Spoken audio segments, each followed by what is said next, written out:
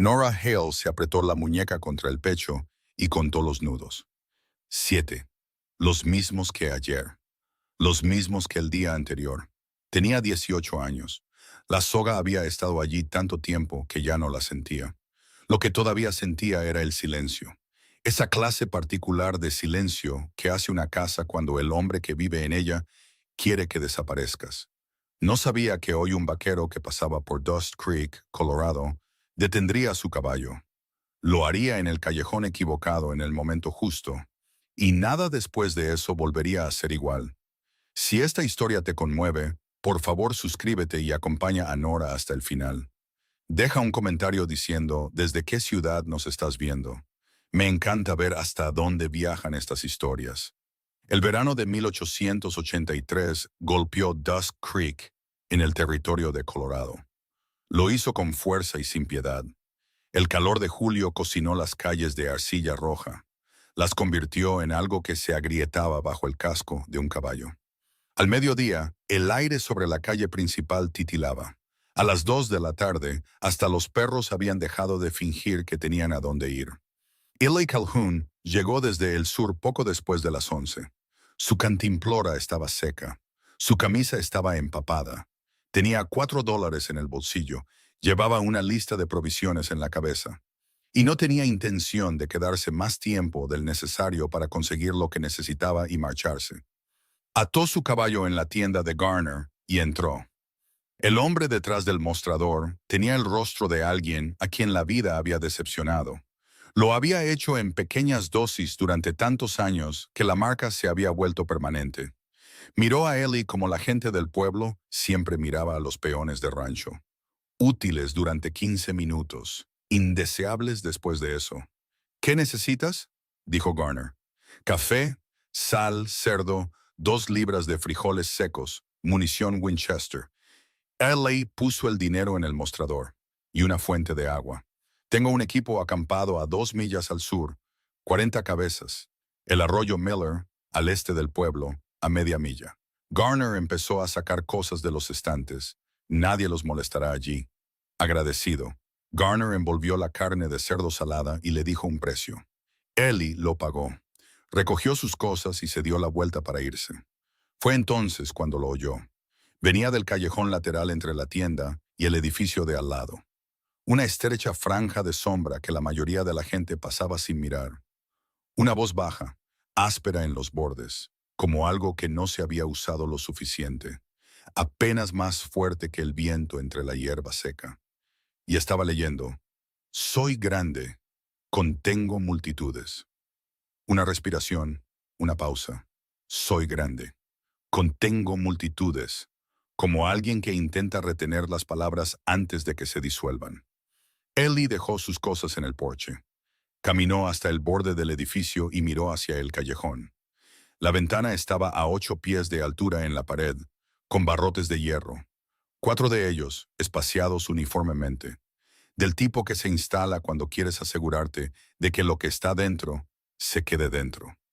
La contraventana estaba abierta. Solo había sombra más allá de los barrotes. Vio sus manos primero, pequeñas, pálidas a pesar del calor de julio. Tenía marcas alrededor de ambas muñecas que no tenían nada que ver con el sol o el trabajo. Marcas viejas y otras más nuevas superpuestas, del tipo que deja la soga. Su rostro apareció entre los barrotes. El pelo oscuro se soltaba de un moño que ya casi se había rendido. Un rostro demasiado delgado y demasiado quieto. Ojeras oscuras bajo unos ojos que eran, y esto no tenía sentido dado todo lo demás, agudos, alerta, casi feroces. Ella ya lo estaba mirando. Ninguno de los dos habló. «Estás mirando fijamente», dijo ella. «Estás leyendo a Whitman a través de barrotes de hierro», dijo Eli. Algo cruzó rápidamente su rostro y desapareció. «¿Conoces a Whitman?» Un hombre de mi equipo solía citarlo en la guardia nocturna. Volvía locos a todos. La miró. «¿Está bien, señorita?» Ella no respondió de inmediato. Sus dedos se apretaron en los barrotes. «Defina bien. No sangrar, ambos pies en el suelo». «Entonces sí, según esa definición, esas marcas en tus muñecas dicen otra cosa». Ella retiró las manos de los barrotes. Las escondió donde él no pudiera verlas. Debería seguir su camino, señor. Este no es su callejón, no es el callejón de nadie. ¿Trabajas para Garner? Un equipo de ganado de Texas, solo de paso. Él inclinó la cabeza hacia atrás. ¿Cuánto tiempo llevas en esa habitación? Un silencio lo suficientemente largo como para memorizar la mayor parte de hojas de hierba, dijo ella. Ellie no sonrió. Oyó lo que vivía bajo esas palabras. Se había criado en lugares donde aprendes a oír lo que la gente no puede decir directamente, donde señalan las cosas de lado porque señalar de frente es peligroso. ¿Cómo te llamas? Una pausa. Más corta esta vez. Nora. Nora Hale. Eli Calhoun. Miró los barrotes. Hierro macizo. Viejos pero mantenidos. Mantenidos por alguien que los revisaba. ¿De quién es esta casa? El cambio fue inmediato. La agudeza de su rostro se tensó, como la mirada de una persona que oye un sonido al que ha temido durante años. Tienes que irte, dijo ella. Su voz bajó. Volverá del aserradero al mediodía. ¿Quién? Mi padrastro. Miró de reojo hacia algo dentro de la habitación que él no podía ver. Frank Decker. Ellie nunca había oído ese nombre. No significaba nada para él. Pero la forma en que lo dijo, no con ira, ni siquiera con miedo, sino con ese tono plano y cuidadoso de alguien que había aprendido exactamente cuánto espacio puede ocupar un nombre en una habitación, le dijo todo lo que necesitaba saber sobre Frank Decker. ¿Alguien en este pueblo sabe que estás ahí dentro?, preguntó él. Ella lo miró. Por un instante, la quietud de su rostro se rompió. Algo crudo salió a la luz. Luego lo cerró de nuevo, rápidamente, como se cierra una herida que no puedes permitir que vean. Saben que existo. Ella dijo que eso no es lo mismo. Eli Calhoun no era un hombre impulsivo. Lo había aprendido en el orfanato de San Antonio a los 7 años. Allí, la impulsividad te castigaba y observar y esperar te ayudaba a sobrevivir. 27 años lo habían confirmado. No tomaba decisiones sin información. Volvió a entrar en la tienda de Garner. El edificio de al lado, dijo, apoyando los codos en el mostrador. ¿Quién es el dueño? Garner levantó la vista de su libro de contabilidad. Un pequeño y cuidadoso gesto cruzó su rostro. Como un hombre que se aleja de un fuego sin que se note. Frank Decker, carpintero, el mejor de 3 condados. Vivía allí solo. Tiene una hijastra, una chica enfermiza. No sale mucho. ¿Enfermiza?, dijo Ellie. Eso es lo que dice Frank. ¿Y usted qué dice? El bolígrafo de Garner dejó de moverse. Mantuvo los ojos en la página. Yo digo que Frank Decker es un buen hombre que va a la iglesia todos los domingos y nunca le ha dado a este pueblo ni un solo problema. Una pausa, y digo que algunas cosas no son asunto de un vaquero de paso. Eli lo miró durante un largo momento. Garner no levantó la vista. Buen día, dijo Eli. Encontró a su equipo donde los había dejado. Acampaban junto al lecho seco del arroyo, al sur del pueblo. 4 hombres y un cocinero llamado Biscuit. Llevaba 30 años preparando la misma comida de camino y hacía mucho que había dejado de disculparse por ello. Reed, el jefe de la caravana, lo vio desencillar su caballo. Reed era un hombre grande de Oklahoma que se comunicaba con frases cortas, y nunca se había equivocado sobre el tiempo o la gente. ¿Conseguiste lo que necesitábamos?, preguntó Reed. Casi todo. ¿Pasa algo? Una chica encerrada en una habitación. Su padrastro puso barrotes en la ventana. Reed se quedó en silencio. ¿El pueblo lo sabe? El pueblo lo sabe y no lo sabe. Un silencio. Reed escupió en el polvo. No es asunto nuestro. No, dijo Eli. No lo es. Pasó el resto de la tarde haciendo exactamente lo que se suponía que debía hacer. Revisó el ganado. Reparó una soga deshilachada. Ayudó a desenterrar la rueda de un carro. Hizo todo con la atención concentrada de un hombre que deliberadamente no pensaba en algo. A las 4, volvió a Dawes Creek. Se dijo a sí mismo que iba a la cantina. Se dijo muchas cosas. Ninguna de ellas explicaba por qué desvió su caballo hacia el callejón detrás de la tienda de Garner en lugar de ir a la calle principal. La contraventana estaba cerrada. Los barrotes aún eran visibles a través de ella. El mismo hierro, la misma ventana, solo que ahora cerrada. Eli se sentó en su caballo en ese callejón, mirando la contraventana cerrada, y pensó en las marcas de soga en las muñecas de una chica de 18 años, y en todo un pueblo que había decidido que no era asunto suyo. Y pensó en ello hasta que terminó de pensar y estuvo listo para hacer algo al respecto. Giró su caballo hacia la cantina. El cantinero era un alemán corpulento llamado Otto. Tenía la cara roja y unos antebrazos como los de un hombre que había pasado 30 años convenciendo a la gente de que se calmara. Tenía el porte de alguien que consideraba el oficio de cantinero una profesión seria. Esto significaba que escuchaba con atención y solo hablaba cuando el silencio le costaba algo. Eli pidió agua y dejó una moneda en la barra. Frank Decker dijo. Otto dejó el vaso que estaba limpiando. ¿Qué pasa con él? Un hombre decente. El mejor carpintero de 3 condados. Su hijastra Nora. ¿Viene mucho al pueblo? Es delicada. Otto cogió otro vaso. ¿No le va bien el calor? ¿Cómo era antes de volverse delicada? Otto lo miró. Realmente lo miró por primera vez. Antes, hace años, cuando su madre aún vivía. Un silencio se abrió entre ellos. Otto limpió el vaso lentamente, ganando tiempo, decidiendo algo. Luego lo dejó. Una buena chica, dijo finalmente. Su voz era diferente ahora, más baja, tranquila, pero aguda. Solía ayudar a la señora Hansen en la pensión los fines de semana. Su madre era buena gente. Hizo una pausa. Después de que su madre murió, Frank dijo que se lo tomó muy mal, que necesitaba descansar. Dijo que no estaba bien y nadie fue a comprobarlo.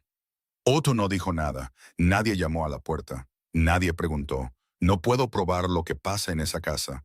Había algo en su voz, vergüenza tratando de pasar por pragmatismo.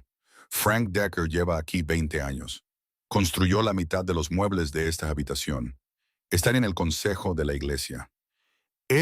Tiene a una chica detrás de barrotes de hierro, dijo Eli, en voz baja, plana, y con marcas de soga en las muñecas, y tiene 18 años y ha estado en esa habitación desde octubre. La mano de Otto se detuvo en el vaso. ¿Cómo sabes eso?, dijo. Ella me lo dijo. El silencio que siguió fue lo más ruidoso de la habitación. Otto dejó el vaso, se inclinó sobre la barra y bajó la voz. Su madre se llamaba Clara. Era una buena mujer que tomó una mala decisión y pagó por ello con todo. Se detuvo, miró la barra. A la chica no le quedaba nadie que hablara por ella. Y Frank Decker es muy apreciado. No te pido que hables por ella, dijo Eli. Cogió su agua. Solo te pido que no te interpongas. Salió antes de que Otto pudiera responder. Volvió al callejón al atardecer. La contraventana estaba abierta de nuevo. El cielo hacía lo que los cielos de Colorado hacen al final de un día de julio. Se teñía de colores sin nombre. Un naranja intenso que se fundía en algo casi púrpura sobre la cresta. El calor finalmente había cedido. El aire de verdad se movía. Nora estaba en la ventana. Tenía los brazos apoyados en el alféizar, entre los barrotes, y miraba el trozo de cielo sobre el callejón. No leía, solo miraba.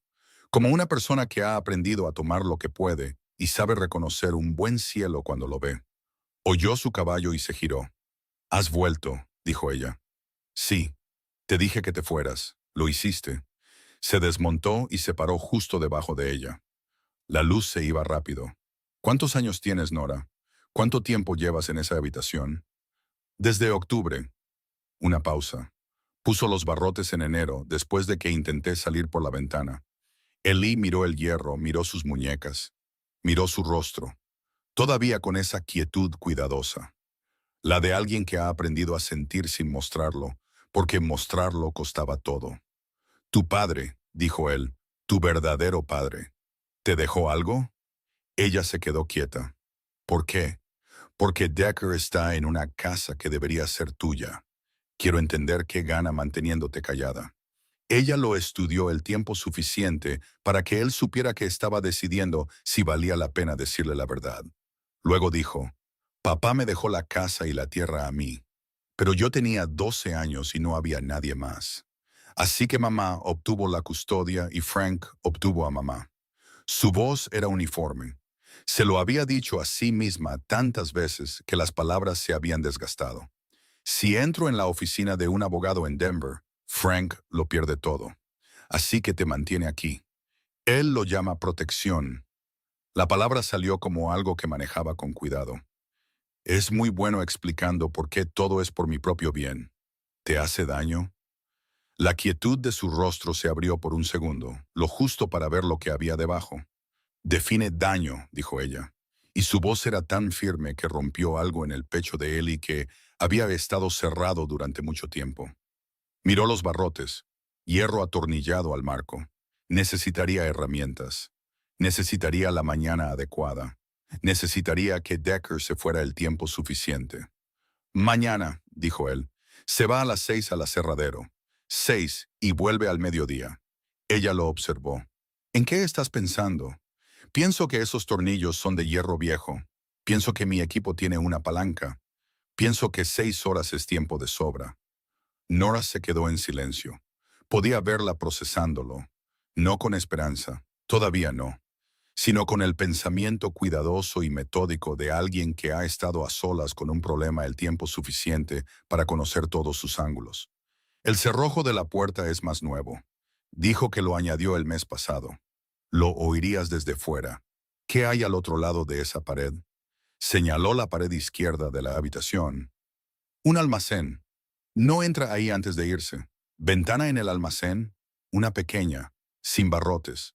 Ellie asintió lentamente. Si entro por la ventana del almacén, ¿puedo llegar a tu puerta desde dentro? Ella lo pensó. Hay una pared de conexión con un pestillo. Lo mantiene cerrado, pero la madera a su alrededor es vieja. Una pausa. Más vieja que el cerrojo de mi puerta. ¿Cuán vieja? Papá construyó esta casa en 1869. Ellie casi sonrió. Casi. Lo suficientemente vieja. Nora se inclinó ligeramente entre los barrotes. Sus ojos eran agudos y rápidos ahora, resolviendo el problema con él.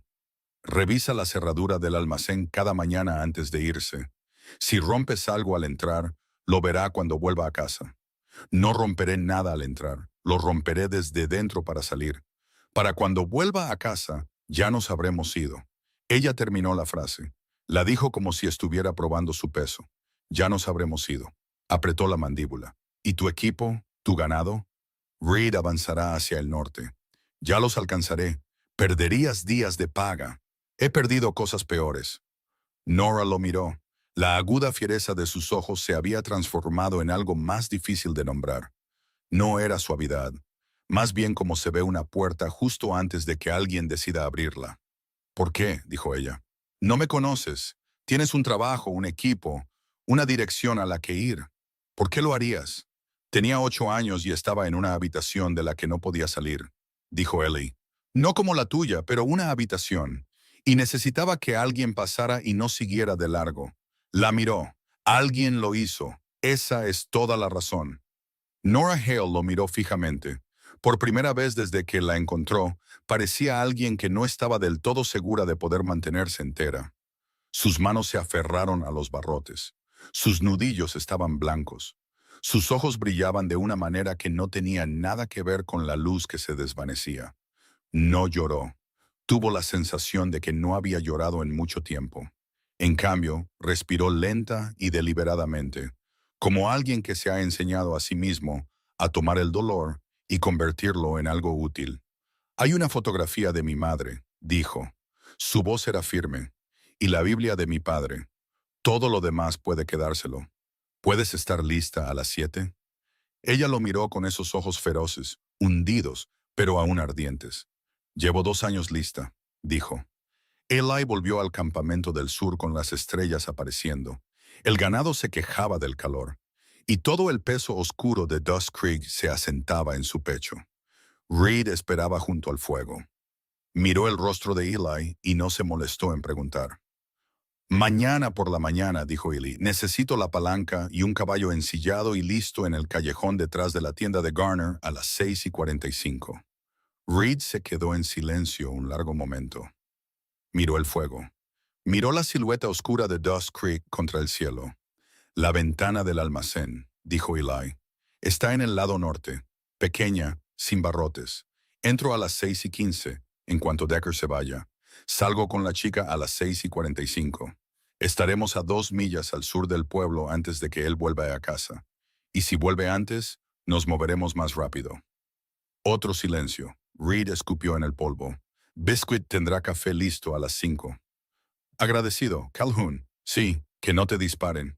Eli se tumbó en su petate y miró al cielo. Pensó en Nora, sentada en esa habitación cerrada ahora mismo, sabiendo que el mañana llegaría, sentada con el enorme y aterrador peso de una puerta que finalmente se iba a abrir. Pensó en lo que haría con sus manos esa noche, si dormiría, si se lo permitiría. Pensó en Frank Decker volviendo a casa al mediodía a una habitación vacía. Pensó en la palanca en el carro. Cerró los ojos. Lo que Eli Calhoun no sabía, lo que no podía saber, era que Frank Decker no había ido directamente a casa después del aserradero esa tarde. Se había detenido en la cantina. Se había sentado a 2 taburetes de donde Eli Calhoun había pedido agua y dejado una moneda en la barra. Y Otto, que llevaba 10 minutos limpiando el mismo vaso, no había dicho una palabra. Pero Frank Decker llevaba 20 años en ese pueblo. Conocía los silencios de Otto. Sabía cuáles no significaban nada y cuáles significaban que algo había pasado que Otto no le iba a contar. Se fue a casa, revisó la cerradura del almacén, caminó lentamente por el perímetro del edificio. Sus ojos en el suelo, leyendo el polvo como un hombre lee un rastro. 2 pares de huellas de botas en el callejón, unas suyas, otras no. Se quedó en el callejón bajo la ventana de Nora durante mucho tiempo, mirando el segundo par de huellas, mirando los barrotes, pensando. Luego entró. Añadió un segundo cerrojo a la puerta de Nora. Cargó su rifle. Se sentó en la sala de estar, en la oscuridad, y se quedó allí hasta pasada la medianoche, sin moverse, sin dormir, solo sentado, planeando. Para cuando los ojos de Eli Calhoun se cerraron en el lado sur del pueblo, Frank Decker ya había decidido que mañana sería el día en que pondría fin de forma permanente al problema de Nora Hale. Y se iba a asegurar de que el vaquero de Texas entendiera el costo de detenerse en el callejón equivocado. Nora no durmió. Se sentó en el borde de su catre con la Biblia de su padre en el regazo, la fotografía de su madre boca arriba en la manta a su lado, y escuchó la casa, cada crujido de la madera al asentarse, cada cambio del viento contra las contraventanas, el silencio particular de un edificio después de la medianoche, cuando el hombre que está adentro finalmente deja de moverse. Frank había estado en la sala de estar hasta pasadas las 12. Lo había oído, sin moverse, sin beber, solo sentado. Esa era la versión de Frank que más la asustaba, la versión quieta, la versión pensante. Apretó el pulgar contra el borde de la cubierta de la Biblia. Un hábito tan antiguo que ya no se daba cuenta de que lo hacía. Su padre había hecho lo mismo. Recordaba haberle mirado las manos cuando era pequeña. La forma en que sostenía el libro sin abrirlo, como si su peso fuera suficiente. Vas a estar bien, se dijo a sí misma. Aún no se lo creía, pero estaba trabajando en ello. En algún momento entre las 2 y las 3 de la mañana, oyó cerrarse la puerta del dormitorio de Frank. Contó hasta 200, lenta y uniformemente, como se había enseñado a hacer cuando necesitaba saber si él estaba realmente dormido o solo esperando. Luego se levantó, se acercó a la ventana y miró el callejón. Vacío, oscuro. Las estrellas en lo alto haciendo lo que hacen las estrellas, ardiendo sin importar quién las mirara. Pensó en Eli Calhoun, de pie allí abajo en el crepúsculo, con el sombrero en la mano y polvo en las botas. Y esa particular firmeza en su voz que no era exactamente gentileza, sino más bien como una roca sólida. Los hombres que eran gentiles la hacían estremecerse. La gentileza podía cambiar. La roca sólida no. Tenía 8 años y estaba en una habitación de la que no podía salir. Le dio vueltas a las palabras en su mente, una y otra vez. Había pasado 2 años aprendiendo a reconocer las formas específicas en que los hombres mentían, las fluidas y las torpes, las mentiras que Frank decía con el rostro perfectamente quieto y las que decía mirándola directamente a los ojos. Se había vuelto muy buena en eso por pura necesidad. Eli Calhoun no había estado mintiendo. Eso era lo que la mantenía despierta más que el miedo. No que alguien hubiera venido, sino que el que había venido le había dicho la verdad, y se había sentido como agua en tierra agrietada. Y ahora tenía que averiguar qué hacer con eso. Se acostó en el catre sin desvestirse, con la Biblia en el pecho, y observó el cielo a través de los barrotes pasar de negro a azul profundo, y luego al particular gris rosado que significaba las 5 de la mañana. Oyó el despertador de Frank a través de la pared. Lo oyó levantarse, vestirse. Oyó la secuencia familiar de sonidos, la manivela de la bomba, el crujido de las tablas del suelo de la sala, el traqueteo de la rejilla de la estufa. Se quedó completamente quieta y escuchó cada sonido como si estuviera leyendo un mapa. Se detuvo fuera de su puerta, contuvo la respiración. El cerrojo se deslizó, ambos, el viejo y el nuevo que había añadido anoche. Lo había oído hacerlo. Se había quedado en la oscuridad escuchando el martillo y contando los clavos. Y había pensado, sabe que alguien estuvo en el callejón. Y se había obligado a respirar a través de ello, lenta y uniformemente, porque el pánico era un lujo que nunca se había podido permitir. La puerta se abrió 3 pulgadas. «Que duermas bien», dijo Frank. Su voz era agradable. Siempre era agradable por la mañana. Eso era lo que nadie en Dust Creek creería jamás de Frank Decker. Era genuinamente agradable la mayor parte del tiempo. La desagradabilidad era quirúrgica, precisa, reservada para momentos específicos en los que necesitaba que entendieras algo. «Sí, señor», dijo Nora. «Bien». Una pausa. Podía sentirlo mirando la habitación, leyéndola como siempre hacía, comprobando si algo se había movido. «Estaré en el aserradero hasta el mediodía. La señora Patterson trajo una olla de frijoles anoche. Está en la estufa. Gracias». Otra pausa más larga. «Nora, señor, pareces cansada. Estoy bien. Deberías dormir más». Su voz seguía siendo agradable, uniforme. Exactamente la voz de un padrastro preocupado, hablando con una chica delicada que necesitaba cuidados. «El descanso es importante». Cerró la puerta. Ambos cerrojos se deslizaron. Escuchó sus pasos cruzar la sala. La puerta principal se abrió y se cerró. Sus botas en los escalones del porche, luego en el suelo seco, y luego se fueron. Nora se sentó, cogió la fotografía de su madre y la miró durante exactamente 5 segundos. Clara Hale, a los 22 años, de pie frente a una casa que se suponía que era de Nora, riéndose de algo que el fotógrafo había dicho. Esa era mamá, pensó, riéndose en los momentos equivocados, confiando en las personas equivocadas, marchándose demasiado pronto. Metió la fotografía en la Biblia, la cerró y la sostuvo contra su pecho. 6:15. Eso era lo que Ellie había dicho. Tenía 75 minutos. Los usó para estar lista. Ellie estaba en la ventana del almacén a las 6:12. La ventana era pequeña, de apenas 2 pies de ancho, situada en lo alto de la pared norte, detrás de un matorral que no se había podado en años. La había encontrado en la oscuridad una hora antes, comprobando el acceso, midiendo sus pasos para que no sonaran como lo que eran.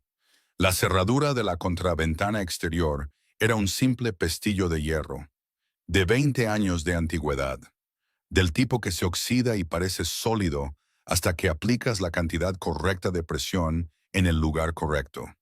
Llevaba la palanca del carro de Reed dentro de su abrigo.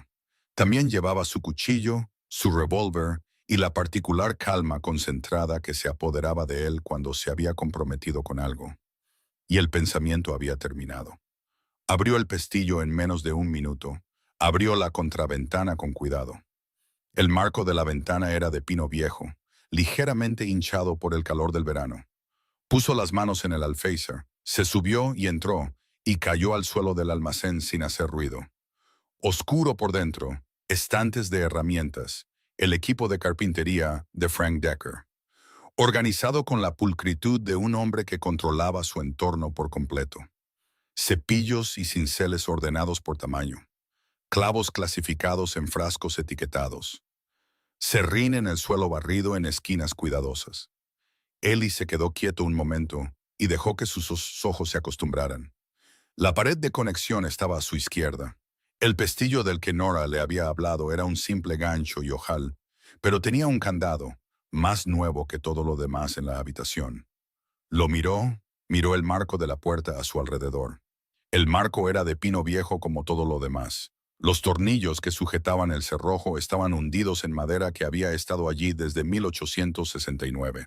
Sacó la palanca, lento, cuidadoso, metiendo el extremo plano detrás de la placa. Sin forzar, solo presión constante, buscando el punto débil. Se dio con menos ruido del que esperaba, un suave crujido, casi como el de un nudillo al estallar. Y luego los tornillos se soltaron de la madera vieja y todo el cerrojo se desprendió en su mano. El candado todavía estaba puesto. Abrió la puerta con cuidado. El pasillo era estrecho y oscuro. Una puerta a la izquierda. Podía ver los dos cerrojos desde aquí, el más viejo y el nuevo de hierro, todavía brillante, recién instalado. Cruzó el pasillo y golpeó suavemente la puerta con los nudillos. 3 golpes, luego 2, como le había dicho anoche. Un instante de silencio, luego su voz justo al otro lado de la madera. Son las 6:14, dijo en voz baja. Llegas temprano. El reloj va rápido, dijo él. Oyó una respiración que podría haber sido una risa. Luego ambos cerrojos, primero el de arriba. Movió el cerrojo superior. Se deslizó, pero con dificultad. La madera se había hinchado a su alrededor. Tuvo que moverlo de un lado a otro antes de que se diera. El cerrojo inferior era más nuevo, más suave, se deslizó hacia atrás al primer intento. Abrió la puerta. Nora Hale estaba de pie en el centro de la habitación, con la Biblia de su padre bajo el brazo y las botas ya puestas. Llevaba el pelo recogido en una coleta apretada. Su rostro estaba sereno.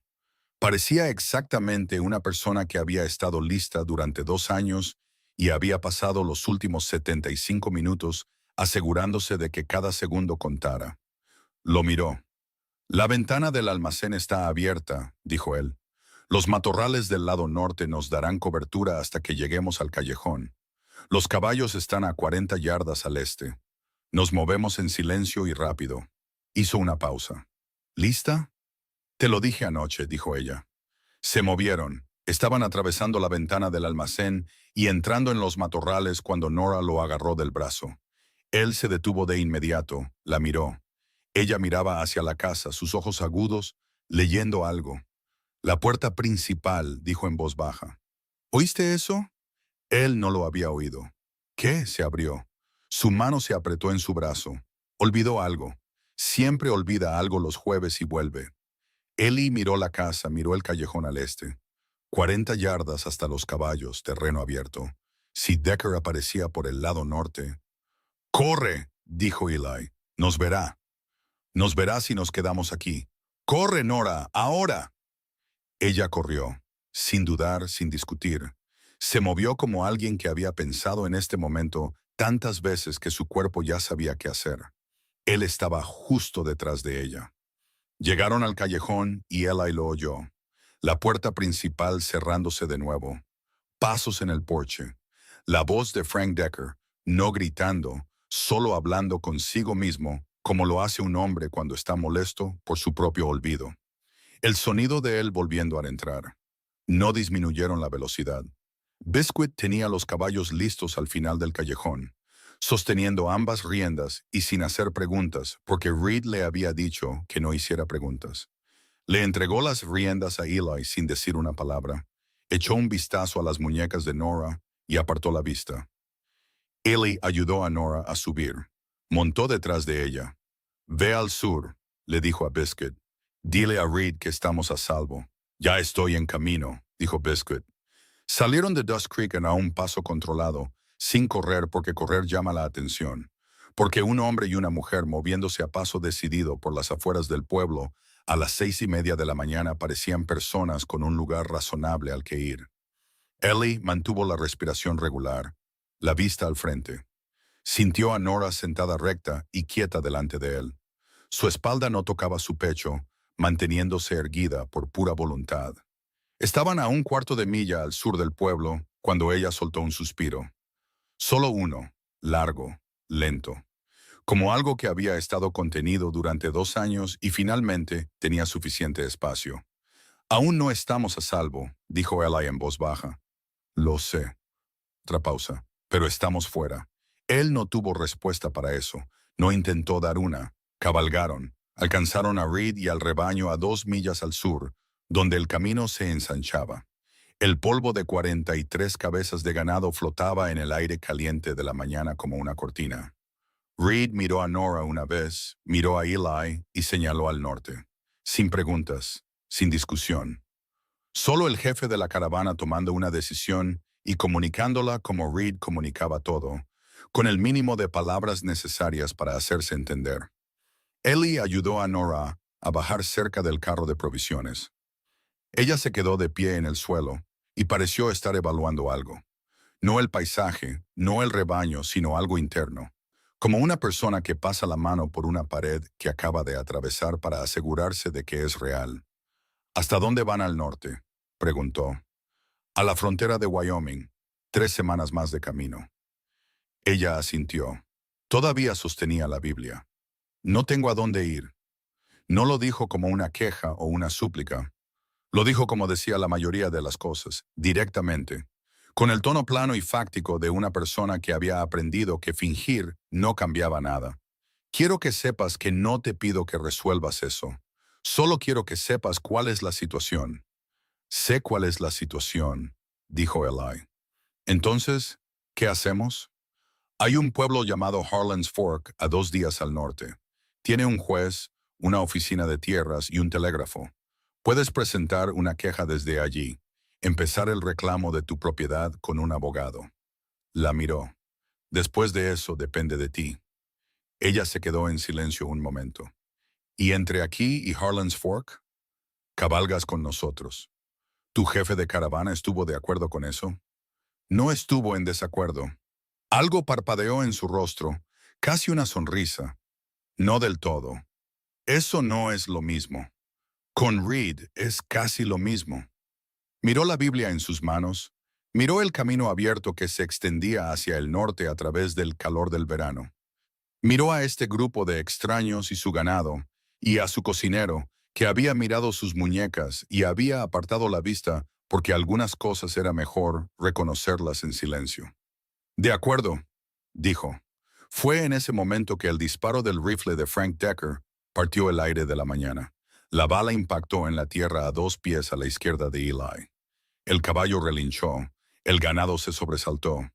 Reed ya estaba gritando, ya se estaba moviendo, y Nora se tiró al suelo antes de que nadie se lo dijera. No porque entrara en pánico, sino porque había crecido leyendo el sonido del peligro en una casa llena de él. Y su cuerpo sabía qué hacer antes de que su mente se diera cuenta. Eli se dejó caer a su lado. Puso su mano en su hombro y la empujó detrás de la rueda del carro.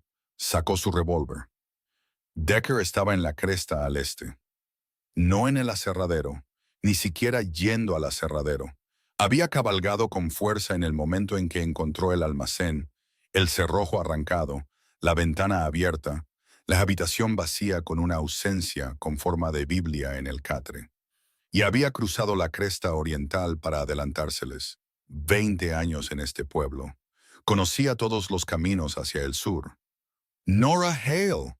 Su voz llegó desde la cresta, agradable como siempre. La misma voz que decía, el descanso es importante, a través de una puerta cerrada con cerrojo. Vuelve ahora mismo y olvidaré todo este asunto. Tú y tu amigo se irán sin problemas. La mandíbula de Nora estaba apretada. Sus ojos leían la línea de la cresta. Tiene un rifle, dijo en voz baja. Vino solo. Siempre viene solo porque no quiere testigos. Eli la miró. Ha estado solo toda mi vida, dijo ella. Es la única forma en que sabe operar. Eli se volvió hacia Reed, que se había interpuesto con su caballo entre la cresta y el carro de provisiones. Lo hizo con la particular calma deliberada de un hombre que había estado en peores situaciones y tenía la intención de estar en menos de ellas en el futuro. Reed, lo veo. ¿Cuántos? Un hombre, un caballo, un rifle. La voz de Reed era uniforme, y unas 40 cabezas de ganado entre él y un tiro limpio a cualquier cosa que no sea tierra. Nora.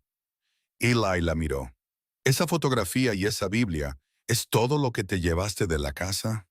Sí, nada que le pertenezca, ni una sola cosa. Eli se levantó de detrás de la rueda del carro, completamente erguido, con ambas manos visibles. Miró hacia la cresta donde Frank Decker estaba sentado en su caballo con su rifle y su voz agradable, y sus 20 años de ser el mejor carpintero de 3 condados. «Decker», gritó, «no tiene nada tuyo. Dejó todo, la casa, la tierra, los muebles, cada clavo que pusiste en ese edificio. Se fue con una Biblia y una fotografía de su madre muerta». Hizo una pausa. «Conseguiste todo por lo que viniste a ese matrimonio. Déjala ir». Silencio desde la cresta. «Esa tierra y esa casa me pertenecen. Si entra en un juzgado, un juez podría verlo de otra manera. Entonces arréglalo con un juez. Para eso están los jueces». Eli mantuvo su voz nivelada. «Pero si bajas de esa cresta y nos sigues al norte, no estarás tratando con un juez. Estarás tratando conmigo y otros 4 hombres y un jefe de caravana de Oklahoma que personalmente te recomienda que te des la vuelta». Reed levantó la mano ligeramente. El gesto particular de un hombre que confirma sin entusiasmo que sí, estaba preparado para hacer esto desagradable. Otro silencio desde la cresta. Eli sintió el momento alargarse. Sintió toda la mañana en equilibrio sobre él, el calor y el polvo y el ganado moviéndose de fondo, y Nora detrás de la rueda del carro con la Biblia de su padre, y 2 años de puertas cerradas con cerrojo presionando contra la espalda de todo. Luego Decker dijo, «Esto no ha terminado». «Se acabó por hoy», dijo Eli. «Eso es suficiente por hoy». El sonido de un caballo moviéndose, retirándose hacia el este a lo largo de la cresta, haciéndose más pequeño, más silencioso, y luego desapareció. Ellie soltó un suspiro. Se giró para mirar a Nora. Estaba de pie detrás de la rueda del carro, sin temblar, sin llorar. De pie, recta, con la espalda contra el carro y los ojos en la cresta donde había estado Decker. Y en su rostro había una expresión que no podía nombrar del todo. No era alivio exactamente, ni triunfo, algo más antiguo y silencioso y más duramente ganado que cualquiera de esas cosas. «Irá al sheriff», dijo ella. «Dirá que me secuestraste. Puede decir lo que quiera. El sheriff de Dusk Creek conoce a Frank Decker desde hace 15 años. El sheriff de Harlan's Fork no lo conoce de nada». Eli guardó su revólver, la miró.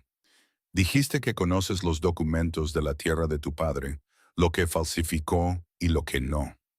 He tenido 2 años para pensar en ello. Entonces, sabes lo que necesita un abogado».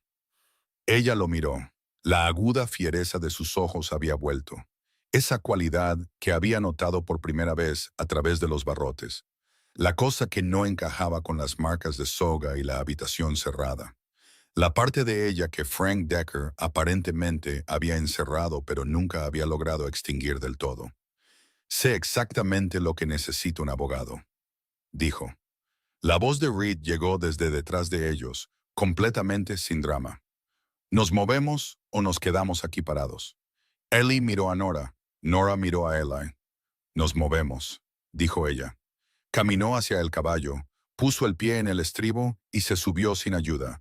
Y Ellie se quedó un momento observándola acomodarse en la silla con la Biblia bajo el brazo y el sol de julio saliendo fuerte y brillante sobre la cresta de Colorado.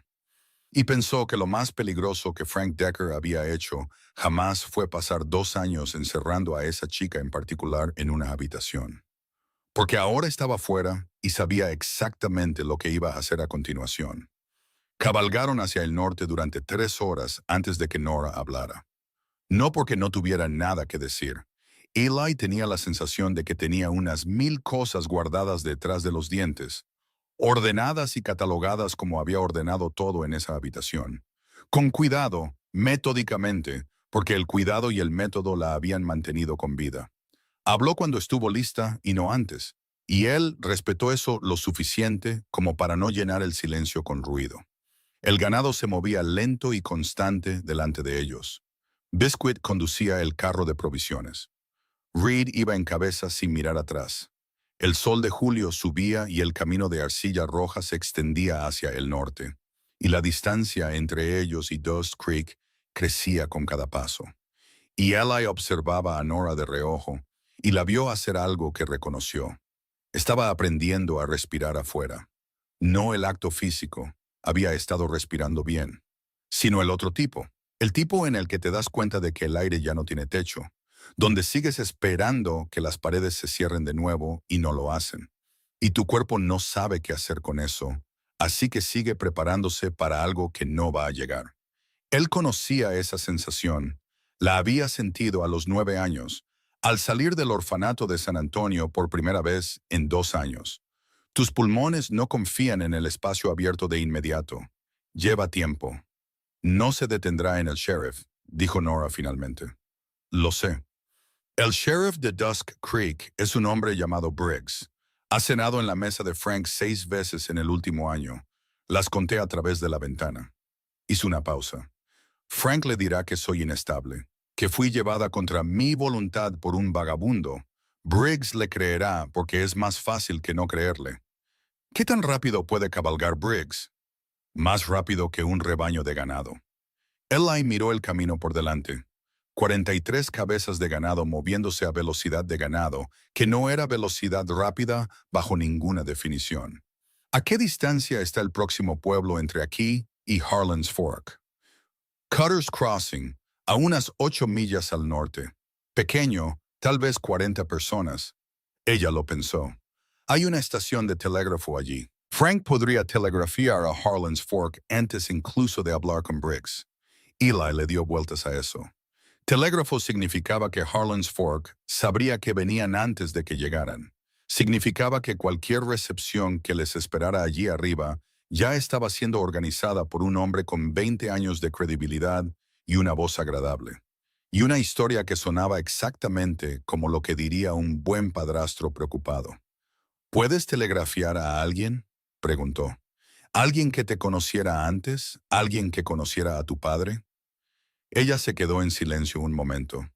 Hay un hombre en Denver. Se llama Arthur Cobb. Era el abogado de mi padre. Se encargó de la herencia. Hizo una pausa. Frank me dijo que Cobb se había retirado, que se había mudado. Nunca tuve forma de comprobarlo. Telegrafiamos a Cobb desde Cutter's Crossing antes de que Frank telegrafíe a nadie, dijo Eli. Si todavía está allí, sabe lo que tu padre pretendía. Eso vale más que la palabra de Frank Decker para cualquier juez en el territorio de Colorado. Nora lo miró. Algo se movía detrás de sus ojos. ¿Has pensado en esto? Lo pensé toda la noche. Otra pausa. Yo también. Movió la Biblia bajo su brazo. La oficina de Cobb estaba en la calle Lammer. Mi padre me llevó allí una vez cuando tenía 10 años. Recuerdo el letrero en la puerta. Letras doradas sobre madera oscura. Miró el camino por delante. Recuerdo todo lo de antes de Frank. Lo guardé todo como si lo hubiera puesto en un lugar donde él no pudiera alcanzarlo. Y lo guardé. Eli no dijo nada. No era necesario. ¿Es extraño?, preguntó ella. No, dijo él. Eso es supervivencia. Llegaron a Cutter's Crossing a las 9. La estación de telégrafo estaba adosada a la parte trasera de la tienda general. La operaba un chico de unos 16 años que miró las muñecas de Nora y luego miró muy fijamente la pared y preguntó cuál era el mensaje. Nora lo dictó ella misma. Eli se quedó atrás y la dejó hacer. No dudó, no se cuestionó ni una palabra. Recitó la dirección de Arthur Cobb de memoria, compuso el mensaje en 4 frases precisas y lo firmó con el nombre de su padre y el suyo propio. Respuesta urgente a la estación de telégrafo de Harlan's Fork, hija de Daniel Hale. Frank Decker ha falsificado documentos de la herencia. El chico lo envió. Si está allí, dijo Nora mientras salían. Si está allí, asintió Eli. Estaban de vuelta con el rebaño y moviéndose hacia el norte de nuevo en 20 minutos. Lo suficientemente rápido, calculó Eli, que incluso si Frank Decker hubiera ido a ver a Briggs en el momento en que bajó de esa cresta, Todavía tenían unas horas antes de que alguien cabalgara lo suficientemente rápido como para cerrar la brecha. Se equivocó en eso por unos 90 minutos. Reed los vio primero. Dos jinetes que venían rápido desde el sur, cruzando la llanura al este del camino, donde el terreno era más duro y la velocidad era mejor. Se detuvo junto a Ellie sin cambiar su expresión. La ley, dijo, o algo con una placa. Ellie miró hacia atrás, vio el brillo del metal bajo el sol de la mañana. Vio la forma en que cabalgaban, no con cautela, no buscando, sino directos. Gente que sabía exactamente a dónde iba y a la que le habían dicho exactamente qué venían a recoger. Nora los vio en el mismo momento, su mandíbula se apretó, su mano se tensó en las riendas. Briggs, dijo, y uno de sus ayudantes. ¿Cómo lo sabes? El caballo bayo de la izquierda. Briggs ha montado ese caballo todos los domingos durante 4 años. Lo observaba desde mi ventana. Miró a Eli. Sus ojos estaban firmes, pero su voz se había vuelto tensa. Va a llevarme de vuelta. Va a intentarlo, dijo Eli. Ellie, dijo ella su nombre como lo había dicho antes, no como una súplica, sino como una declaración, una insistencia en ser escuchada. Si me lleva de vuelta a Dust Creek y Frank está allí, no habrá una segunda vez. ¿Entiendes lo que estoy diciendo? Él entendía exactamente lo que estaba diciendo. No te va a llevar de vuelta, dijo Ellie. Reed ya estaba ralentizando el rebaño, moviéndolo a un lado del camino para dejar pasar a los jinetes. Biscuit puso el freno del carro. El equipo se detuvo y esperó con la particular quietud vigilante de hombres que habían aprendido en varios caminos que lo mejor que se puede hacer cuando una situación se está desarrollando es dejar de moverse y mantener las manos donde la gente pueda verlas. Briggs se detuvo bruscamente, levantando polvo. Era un hombre corpulento, de más de 50 años, con una placa de sheriff del condado en un pecho que había visto días mejores, y la expresión específica de un hombre al que le habían dicho que necesitaba resolver algo rápida y limpiamente. Su ayudante se quedó atrás 2 cuerpos, con la mano cerca de su pistolera, sin decir nada. Ellie Calhoun, dijo Briggs. Así es. Tengo una queja presentada por Frank Decker de Dust Creek. Afirma que irrumpiste en su propiedad esta mañana y te llevaste a una persona bajo su tutela legal. Briggs miró a Nora. ¿Eres Nora Hale? Soy Nora Hale, dijo ella. También tengo 18 años y Frank Decker no es mi tutor legal. Mi padre está muerto y mi madre está muerta, y soy una mujer adulta en el territorio de Colorado. Briggs tenía la mirada de un hombre que esperaba lágrimas o silencio, y no había obtenido ninguna de las dos cosas. Recalibró. El señor Decker dice que no estás bien. Dice que te confundes. No estoy confundida, dijo Nora. Cada palabra limpia y separada. Sé la fecha, sé el nombre de mi padre, sé la dirección de su abogado en Denver, sé el número de sección y parcela del reclamo de tierras de mi padre. Sé que Frank Decker ha estado presentando documentos fiscales sobre esa tierra bajo un poder notarial que mi padre nunca firmó. Hizo una pausa. ¿Quiere que continúe? Briggs la miró durante un largo momento. Luego miró a Ellie. ¿Vino contigo voluntariamente? Le pregunté si quería irse, dijo Ellie. Dijo que sí. Frank dice que fue llevada bajo coacción. Frank Decker nos disparó desde una cresta esta mañana, dijo Ellie. Mi jefe de caravana lo vio. Mi cocinero lo vio. Otros 3 hombres lo vieron. Son 5 testigos de un hombre disparando un rifle a una mujer que acababa de salir de una habitación con barrotes en la ventana. Miró a Briggs fijamente. ¿Cuántos testigos tiene Frank Decker de algo? Algo cambió en el rostro de Briggs, no mucho, pero algo. Sheriff. La voz de Nora era diferente ahora, no dura, no suave, solo directa y humana e imposible de ignorar. Sé que ha comido en la mesa de Frank, sé que es un buen vecino y un hombre de iglesia, y no tiene motivos para pensar mal de él. Levantó las muñecas, las marcas aún eran visibles, aún frescas en los bordes. He estado en esa habitación desde octubre. Los barrotes se pusieron en enero. Esas son marcas de soga, no moratones de una caída. No apartó la vista de él. Le pido que mire lo que está mirando. Briggs miró. Su ayudante se movió en la silla detrás de él. Nadie dijo nada durante un momento que duró mucho tiempo. No puedo simplemente ignorar una queja presentada, dijo Briggs finalmente. Su voz había cambiado. Todavía oficial, pero diferente en los bordes. Entonces cabalgue a Harlan's Fork, dijo Eli. Vamos a la oficina de tierras y al juez de allí. Todo se arreglará legal y correctamente. Si quiere ser testigo, es bienvenido a acompañarnos. Mantuvo su voz uniforme. O puede volver a Dusk Creek y decirle a Frank Decker que una chica con marcas de soga en las muñecas miró a un sheriff a los ojos y dijo la verdad. Y usted tomó su decisión. El silencio se alargó. La mandíbula de Briggs se movió. Miró a Nora una vez más, miró sus muñecas, miró la Biblia bajo su brazo. Miró algo en su rostro que Eli había notado desde el primer momento en el callejón. Esa cualidad que no pedía nada, que solo decía la verdad y se quedaba allí esperando a que decidieras qué tipo de persona ibas a ser. No los estoy escoltando, dijo Briggs. Tampoco los estoy deteniendo. Giró su caballo. No me vieron. Cabalgó hacia el sur sin mirar atrás. Su ayudante lo siguió. Nora soltó un suspiro. Sus hombros cayeron un cuarto de pulgada. La única señal de que se había mantenido rígida desde el momento en que los vio venir. Ese es el segundo milagro de hoy.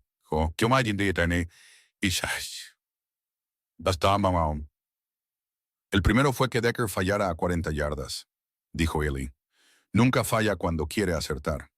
Ella miró el camino por delante. Nos estaba advirtiendo, nos quería asustados, no muertos. Un cuerpo en un camino es un problema del que no puede salir hablando. Eli la miró. ¿Te diste cuenta de todo eso ahora mismo? Me di cuenta hace 2 años.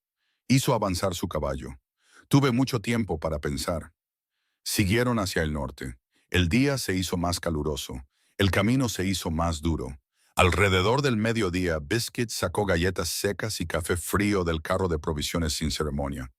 Y Nora se comió las suyas sin comentarios y pidió otra. Y Biscuit se la dio y pareció aproximadamente tan conmovido como un hombre de su temperamento era capaz de parecer, que no era mucho, pero era algo.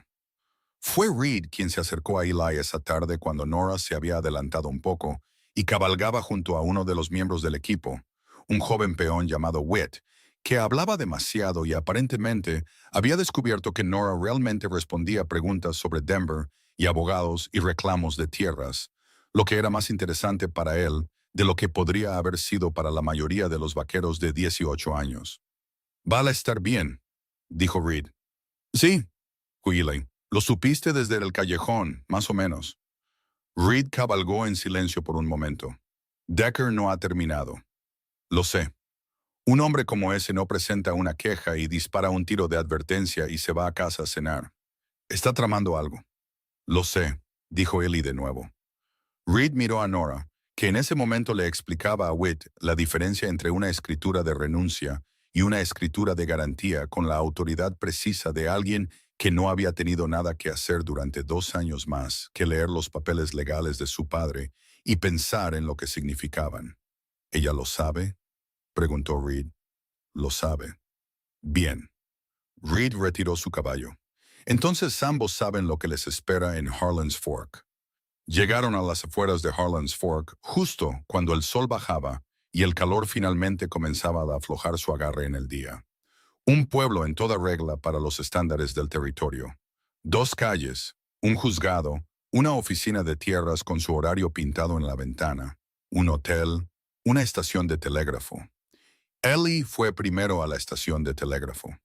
La operadora era una mujer delgada de unos 40 años que dirigía la estación con la eficiencia enérgica de alguien que hacía mucho tiempo había decidido que la urgencia de los demás era su profesión. Levantó la vista cuando entraron. «Mensaje entrante», dijo antes de que ninguno de los dos hablara. Miró a Nora. «¿Usted es Nora Hale?» Nora se quedó quieta. «Sí». La mujer le entregó un papel doblado. Nora lo abrió, lo leyó. Eli observó su rostro mientras leía. Lo vio pasar por algo que no pudo seguir del todo. Una secuencia de expresiones que ocurrían demasiado rápido y demasiado internas para nombrarlas. Luego se detuvo. Simplemente se detuvo como un reloj que había estado funcionando con fuerza durante 2 años y de repente ya no necesitaba darse cuerda. Cobb, dijo, está allí. Está allí. Su voz era diferente. Algo en ella se había soltado, no roto, más bien como un puño que finalmente se abre. Nunca se retiró. Frank me dijo que se había retirado y se había mudado. Ha estado en Denver todo este tiempo, en la calle Lammer, con las letras doradas en la puerta. Levantó la vista. Dice que ha estado esperando que lo contacte. Dice que ha estado esperando durante 3 años. Apretó la mano sobre el telegrama. Presentó una petición hace 2 años ante el Tribunal Territorial. Encontró irregularidades en los documentos de la herencia que Frank presentó después de que mamá muriera. No podía probar la falsificación sin mí. Su voz se quebró en la última palabra. Solo un poco. La recuperó. Necesita mi firma y mi testimonio. Dijo que en el momento en que lo contacte, el caso puede proceder. Ellie la miró. 3 años, dijo ella. Él estaba allí, estaba buscando. Se detuvo. Pensé que nadie estaba buscando. Alguien estaba buscando, dijo Ellie. Ella se apartó de él y se enfrentó a la pared de la estación de telégrafo, y se quedó allí un momento con la mano apretada contra su esternón y los ojos cerrados. La operadora del telégrafo miró a Ellie. Él negó con la cabeza ligeramente. La mujer volvió a su equipo. Cuando Nora se dio la vuelta, su rostro estaba sereno de nuevo. La grieta estaba sellada, pero algo detrás de sus ojos era diferente. Algo que había estado encerrado junto con todo lo demás en esa habitación y ahora, lenta y deliberadamente, comenzaba a salir a la luz. Necesito enviar una respuesta, dijo. La escribió ella misma. 4 frases, igual que el primer telegrama, la misma economía precisa del lenguaje. Digan al tribunal que estoy en Harlan's Fork. Tengo la Biblia de mi padre con sus firmas originales. Estoy lista para testificar. No voy a volver. Se lo entregó a la operadora. Vio cómo lo enviaba. Vio a la operadora confirmar el envío. Luego salió. Eli la siguió. Se quedó de pie en la luz del atardecer de Harlan's Fork, territorio de Colorado, con la Biblia de su padre en ambas manos, y respiró. Simplemente respiró. La forma particular de alguien que deja caer algo muy grande y muy pesado de sus hombros. No de una vez, sino dejándolo pieza por pieza, con plena conciencia de lo que pesaba cada pieza. Mañana vamos a la oficina de tierras, dijo Eli. A primera hora. A primera hora, asintió ella. Y al juez. Sí. Miró el juzgado al final de la calle, lo miró durante un largo momento. Frank va a saber dónde estamos. Briggs no se lo dirá, pero Frank lo descubrirá. Harlan's Fork es el único lugar entre Dust Creek y la frontera de Wyoming con una oficina de tierras y un juez. Vendrá. Lo sé. Tendrá una historia preparada. Siempre tiene una historia preparada. Tú también, dijo Eli. Excepto que la tuya es verdad. Ella lo miró. La luz feroz en sus ojos era diferente ahora de lo que había sido en el callejón, diferente de lo que había sido detrás de los barrotes de hierro. Había sido algo ardiente entonces. Supervivencia, desafío, el brillo particular de alguien que se niega a apagarse. Ahora era algo más tranquilo y más peligroso. Propósito, claridad. La mirada de una persona a la que se le ha señalado una dirección y va a caminar por ese camino hasta que algo la detenga, y con la plena intención de atravesar lo que sea ese algo. Va a traer a Briggs, dijo. O a alguien como Briggs, alguien con una placa y una historia y la versión de Frank de todo. Probablemente. Y Cobb está a 2 días de distancia en Denver. Sí. Así que mañana, en ese juzgado, es mi palabra contra la de Frank Decker. Hizo una pausa. ¿Y la tuya? Eli la miró. ¿Es suficiente para ti? Nora Hale se volvió hacia el juzgado al final de la calle y lo miró con todo el peso de 2 años y la Biblia de un padre y la fotografía de una madre y cada nudo que había contado en una soga alrededor de sus muñecas. Tendrá que serlo, dijo. Lo que ninguno de los dos sabía era que en ese preciso momento, en una oficina de telégrafos en Dust Creek, Frank Decker estaba leyendo un mensaje que había sido enviado por un empleado en Harlan's Fork, un empleado que había sido primo político de Frank durante 11 años y que le debía a Frank Decker $300 que nunca podría pagar. El mensaje eran 4 palabras. Está aquí. Ven ahora. Frank Decker dobló el papel con cuidado, lo guardó en su bolsillo, miró al hombre que estaba detrás de él. No era Briggs, no era un ayudante, sino un hombre completamente diferente.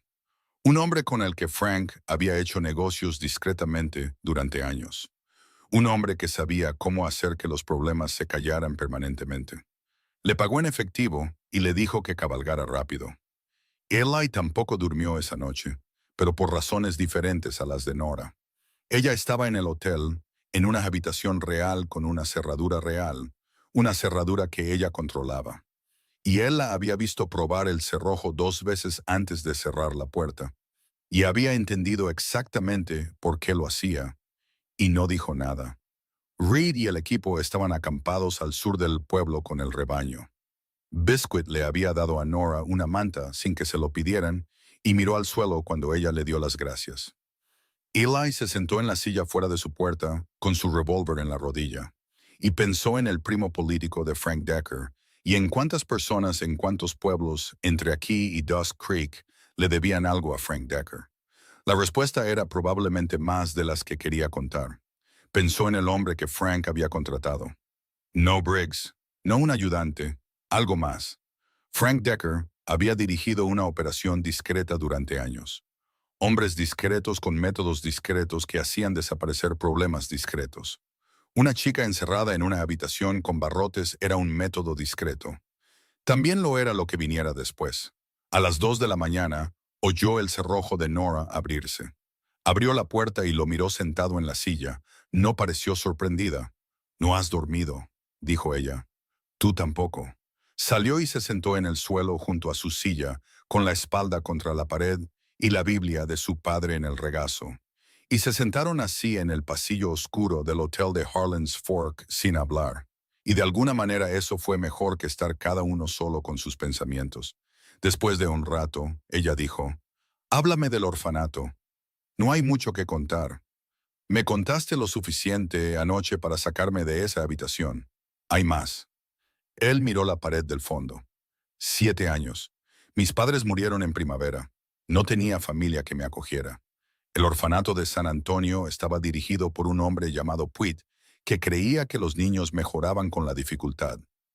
Hizo una pausa. Se equivocaba, pero tardé un tiempo en darme cuenta. ¿Cuánto tiempo estuviste allí? 2 años. Luego vino un ranchero buscando un chico que pudiera trabajar. No era amable, pero no era cruel, y la diferencia entre no ser cruel y lo que había estado viviendo me pareció el cielo. La miró. He estado trabajando con ganado desde entonces. ¿Volviste a ver a Puida? Una vez, cuando tenía 22 años. Volví a San Antonio, entré en ese edificio y me paré frente a él. Le dije lo que había hecho y lo que había costado. Hizo una pausa. No se acordaba de mí. Nora se quedó en silencio un momento. ¿Eso lo empeoró? Durante 1 hora. Luego me di cuenta de que no importaba si se acordaba. Yo me acordaba, y había dicho lo que necesitaba decir a la persona que necesitaba oírlo, y eso fue suficiente. La miró. Eso es lo que es mañana. Ella le dio vueltas a eso. Decir lo que necesito decir a la persona que necesita oírlo, frente a un juez que lo escribe. Apretó el pulgar a lo largo del borde de la Biblia, el hábito de su padre. Lo había tenido tanto tiempo que se había convertido en el suyo. ¿Y si Frank llega primero? ¿Y si ya tiene al juez arreglado como tenía a Briggs arreglado? Entonces buscamos al siguiente juez. No hay un siguiente juez entre aquí y Wyoming. Entonces telegrafiamos a Cobb y esperamos. Eli la miró directamente. No tiene un caso sin ti, silenciosa y encerrada, Nora. Cada día que estás aquí fuera hablando, su caso se debilita. Él lo sabe. Por eso pagó a alguien para que cabalgara rápido. Ella se quedó quieta. ¿Crees que ya ha enviado a alguien? Creo que Frank Decker ha estado 2 pasos por delante de este pueblo durante 20 años. Y por eso exactamente no vino él mismo. Si viene él mismo, es un hombre acosando a una chica en una vía pública. Si envía a alguien más, es un padrastro preocupado que se quedó en casa. Ely se movió en la silla, lo que significa que quien quiera que venga tiene una historia que no se parece en nada a lo que es. ¿Cuánto tiempo tenemos? Si envió a alguien al atardecer, cabalgando duro, tal vez 4 horas. Nora se levantó, no temblaba. Su rostro tenía esa cualidad de nuevo. No calma exactamente, más bien como una persona que ha tomado algo muy grande y lo ha comprimido en algo lo suficientemente pequeño como para llevarlo. Entonces vamos a ver al juez ahora. Son las 2 de la mañana. ¿El juez vive encima del juzgado? Eli la miró. Mi padre me llevó a ver al juez Alderman en Denver cuando tenía 9 años, dijo ella. Vivía encima del juzgado porque decía que la justicia no tiene horario de oficina. ¿Este juez vive encima del juzgado? Eli había pasado por el juzgado esa noche. Había una luz en una ventana de arriba. Posiblemente, dijo. Entonces vamos ahora. Antes de que llegue el hombre de Frank, antes de que nadie pueda arreglar nada. Lo miró con esa completa y directa franqueza que él había aprendido que no era terquedad, sino precisión. La forma en que atacaba un problema cuando decidía que el problema necesitaba ser atacado. Si tenemos mi testimonio registrado antes del amanecer, Frank puede venir aquí con todos los amigos que tiene en el territorio de Colorado y no cambiará lo que ya está escrito. Ellie se levantó, cogió su revólver. Vas a despertar a un juez federal a las 2 de la mañana. Voy a ir a su puerta, le diré la verdad y le pediré que lo escriba, dijo ella. Si es un juez de verdad, entenderá por qué no puede esperar hasta la mañana. Fueron. El nombre del juez era Harold Price y tenía 61 años. Y abrió la puerta en camisón con una lámpara en una mano y una expresión que sugería que tenía una fuerte opinión sobre ser despertado a las 2 de la mañana, que estaba revisando actualmente, basándose en lo que estaba viendo. Miró las muñecas de Nora durante un largo momento. Entren, dijo. Se sentaron en la mesa de su cocina. Hizo café sin preguntar si querían, lo cual Eli agradeció. Y se sentó frente a Nora, cruzó las manos y dijo, empiece desde el principio y no omita nada. Nora empezó desde el principio, no omitió nada. Habló durante 40 minutos. Eli se sentó a su lado y no dijo nada porque nada de lo que pudiera haber dicho habría añadido a lo que ella estaba haciendo, que era el relato más preciso, completo e inquebrantable de 2 años de cautiverio que jamás había oído a una persona entregar. Sin actuación, sin lágrimas, solo hechos, fechas, números de documentos. El nombre del abogado de su padre, la sección y parcela del reclamo de tierras. La naturaleza específica de la falsificación que creía que Frank había cometido y la evidencia física específica que creía que todavía existía en los archivos de Arthur Cobb en Denver. El juez Price lo escribió todo. Cuando terminó, miró lo que había escrito durante un largo momento. Luego miró a Ely. ¿Usted fue testigo de los barrotes en la ventana? Sí, señor. Barrotes de hierro atornillados al marco. Cerrojos nuevos añadidos en los últimos meses, a juzgar por el estado de la madera a su alrededor. ¿Fue testigo de las marcas de soga? Sí, señor, cicatrices antiguas y marcas más nuevas, ambas. Y las sacó de las instalaciones a petición de ella. A petición de ella, antes de que el ocupante regresara, sin dañar ni llevarse ninguna de sus propiedades. Price volvió a mirar a Nora. Señorita Hale, voy a redactar una orden de protección temporal esta noche. Eso significa que Frank Decker no puede obligarla legalmente a regresar ni a cumplir con ninguna reclamación de tutela hasta que se celebre una audiencia completa. También significa que cualquiera que intente sacarla de este condado por la fuerza, mientras esta orden esté en vigor, está cometiendo un delito en mi jurisdicción. Hizo una pausa. ¿Entiende lo que le estoy diciendo?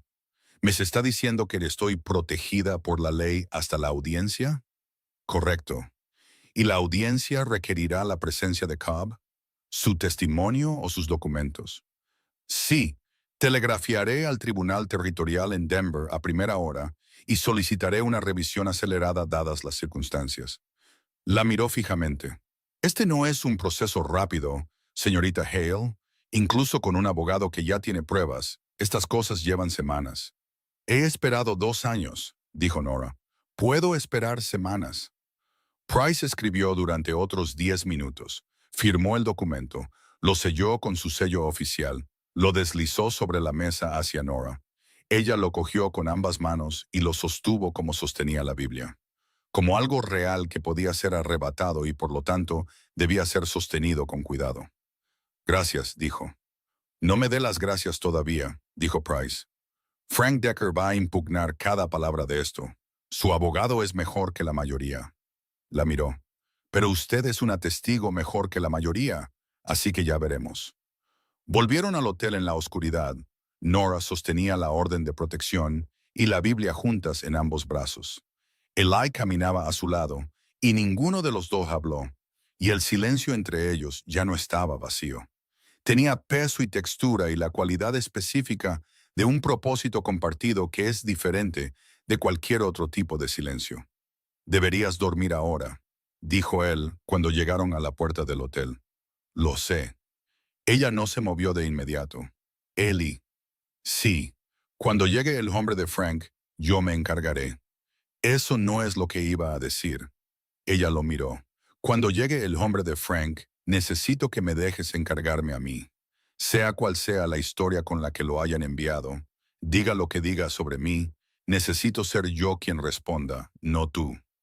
Hizo una pausa. Necesito que la gente de este pueblo me vea encargarme. Él entendió de inmediato. No estaba pidiendo protección. Estaba pidiendo algo más difícil de dar. El espacio para ser la persona que hace las cosas en lugar de la persona a la que se le hacen las cosas. Después de 2 años de que todo se decidiera por ella, necesitaba una habitación donde las decisiones fueran suyas. De acuerdo, dijo él, ¿estarás allí? Justo detrás de ti. Eso es todo lo que necesito. Ella entró. El cerrojo se deslizó. Esta vez, Illy oyó algo diferente en ese sonido. No el clic desesperado de la primera noche en Dusk Creek cuando había descrito deslizar el cerrojo de la antigua habitación de su madre como si fuera agua en una sequía. Esto era algo más, deliberado, elegido. El cerrojo de una persona que cierra la puerta porque quiere, no porque tiene que hacerlo. Volvió a su silla. El hombre de Frank llegó a las 4:30 de la mañana. Eli oyó el caballo antes de ver al jinete venir desde el sur a un ritmo que indicaba urgencia, pero redujo a un paso más controlado al llegar a las afueras del pueblo, ajustándose, adoptando el andar de un hombre que quería parecer que pertenecía a ese lugar. Eli estaba de pie antes de que el caballo fuera atado en el otro extremo de la calle. No se movió, solo observó. El hombre era de estatura media, polvoriento por el duro viaje, con un abrigo marrón a pesar del calor de julio, sin placa visible. Fue primero al hotel, lo que significaba que le habían dado una descripción de dónde se alojaban, lo que significaba que la red de Frank en este pueblo iba más allá del empleado del telégrafo. Habló con el hombre de la noche en la recepción del hotel. El hombre de la noche señaló. El hombre miró hacia el pasillo. Eli se paró bajo la luz de la lámpara en lo alto de las escaleras. ¿Puedo ayudarle?, dijo Eli. El hombre lo miró, ajustó su expresión a algo afable y razonable. Busco a una chica, Nora Hale. Su padrastro está preocupado. Se fue de casa en circunstancias difíciles y solo quiere saber que está a salvo. Está a salvo, dijo Eli. Me gustaría oír eso de ella directamente, si no le importa. Está durmiendo. Puedo esperar. Puede esperar fuera, dijo Eli. Por la mañana puede hablar con el juez Price, que tiene un documento con su sello que le explicará la situación actual de la señorita Hale en detalle. La expresión afable del hombre vaciló, solo por un segundo. No he venido a causar problemas. Bien, dijo Eli. Entonces no tendrá ninguno. El hombre lo miró durante un largo momento, la mirada particular de alguien que calcula las probabilidades y decide que aún no le favorecen. Luego asintió amablemente y volvió a salir. Ellie se quedó en lo alto de las escaleras hasta que oyó al hombre instalarse en el porche de fuera. Al amanecer, la puerta de Nora se abrió. Estaba vestida, con la Biblia bajo el brazo y la orden de protección doblada dentro de la portada. Miró a Eli en la silla y vio que había dormido. No mucho, pero lo suficiente. Sus ojos estaban claros. «Está aquí», dijo Eli. Oí el caballo. Ella miró las escaleras. «¿Está solo?»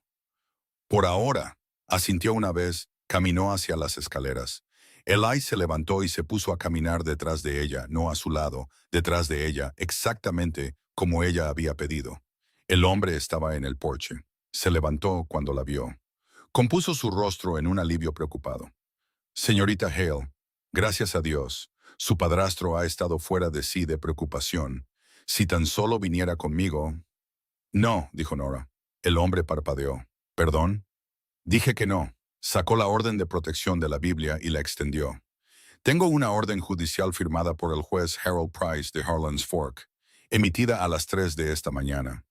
Prohíbe mi traslado forzoso de este condado y establece mi condición de adulta. No sujeta a ninguna reclamación de tutela. Si intenta obligarme a regresar o me traslada físicamente, estará violando una orden judicial territorial federal, y el juez Price puede añadir su nombre al expediente del caso». Hizo una pausa. «¿Quiere su dirección o ya la tiene?» El hombre se quedó mirando el documento. Su historia preparada se estaba disolviendo en tiempo real y Eli podía verlo tratando de encontrar otro ángulo y no encontrando nada porque Nora había cerrado todos los ángulos antes de que él llegara. «Frank Decker va a impugnar esto», dijo el hombre. Su actitud agradable había caído un 30%. «Espero que lo haga», dijo Nora. «Es bienvenido a hacerlo en el tribunal con un juez y un abogado, y los documentos originales de la herencia de mi padre, que Arthur Cobb ha estado guardando en Denver durante 3 años». Lo miró con total firmeza. «Dile a Frank que dije eso. Dile que lo dije claramente y que no estaba llorando cuando lo dije». El hombre la miró durante un largo momento. Miró a Ellie detrás de ella. Miró a Reed, que aparentemente había llegado del campamento del sur en algún momento de la última hora, y ahora estaba apoyado en el poste del hotel con los brazos cruzados y su expresión de Oklahoma, que era la expresión de un hombre que había decidido algo y no iba a ser disuadido. El hombre se fue, sin discusión, sin amenaza, solo un hombre con una historia preparada y nadie a quien contársela. Volvió a subir a su caballo y cabalgó hacia el sur. Nora lo vio irse. Se quedó en el porche del hotel, bajo la luz de la mañana de Harlan's Fork, con la Biblia de su padre en una mano y una orden judicial en la otra, y observó al mensajero de Frank Decker alejarse hasta que el polvo se asentó de nuevo en el camino vacío. Entonces sus hombros cayeron, no el cuarto de pulgada del día anterior, sino por completo, como si algo estructural finalmente se hubiera permitido relajar. Eli se acercó a su lado. «Tú hiciste eso», dijo. «Lo hicimos nosotros. Yo estaba de pie detrás de ti». «Eso no es poca cosa», dijo ella. «No es poca cosa en absoluto». Reed se despegó del poste del hotel y se acercó. Miró a Nora con la expresión específica que reservaba para las cosas que habían salido correctamente en su presencia. «La oficina de tierras abre a las 8», dijo. «El juez Price estará en el juzgado a las 7:30». Miró a Eli. «Tienen tiempo para desayunar». Nora miró a Reed. Apenas había hablado con él en 3 días de camino, un tiroteo y una caminata nocturna a la cocina de un juez. «Gracias», dijo, «por la palanca, por no detenernos». Reed miró sus muñecas, miró su rostro y dijo, «Tiene una buena cabeza sobre los hombros, señorita Hale». Viniendo de Reed, Eli sabía que eso era el equivalente a un discurso. Besquit apareció de algún lugar con café en una taza de hojalata y se lo entregó a Nora sin ceremonia. Ella lo tomó con ambas manos, bebió y cerró los ojos por un momento, de la manera particular de alguien que prueba algo que representa más de lo que es. «Café de verdad», dijo en voz baja. «No he tomado café de verdad en 2 años. Frank decía que no era bueno para mí». Nadie dijo nada. Nadie necesitaba hacerlo. La oficina de tierras abrió a las 8. Nora entró con la orden de protección, la Biblia de su padre y el número de sección y parcela que había guardado en su memoria durante 2 años.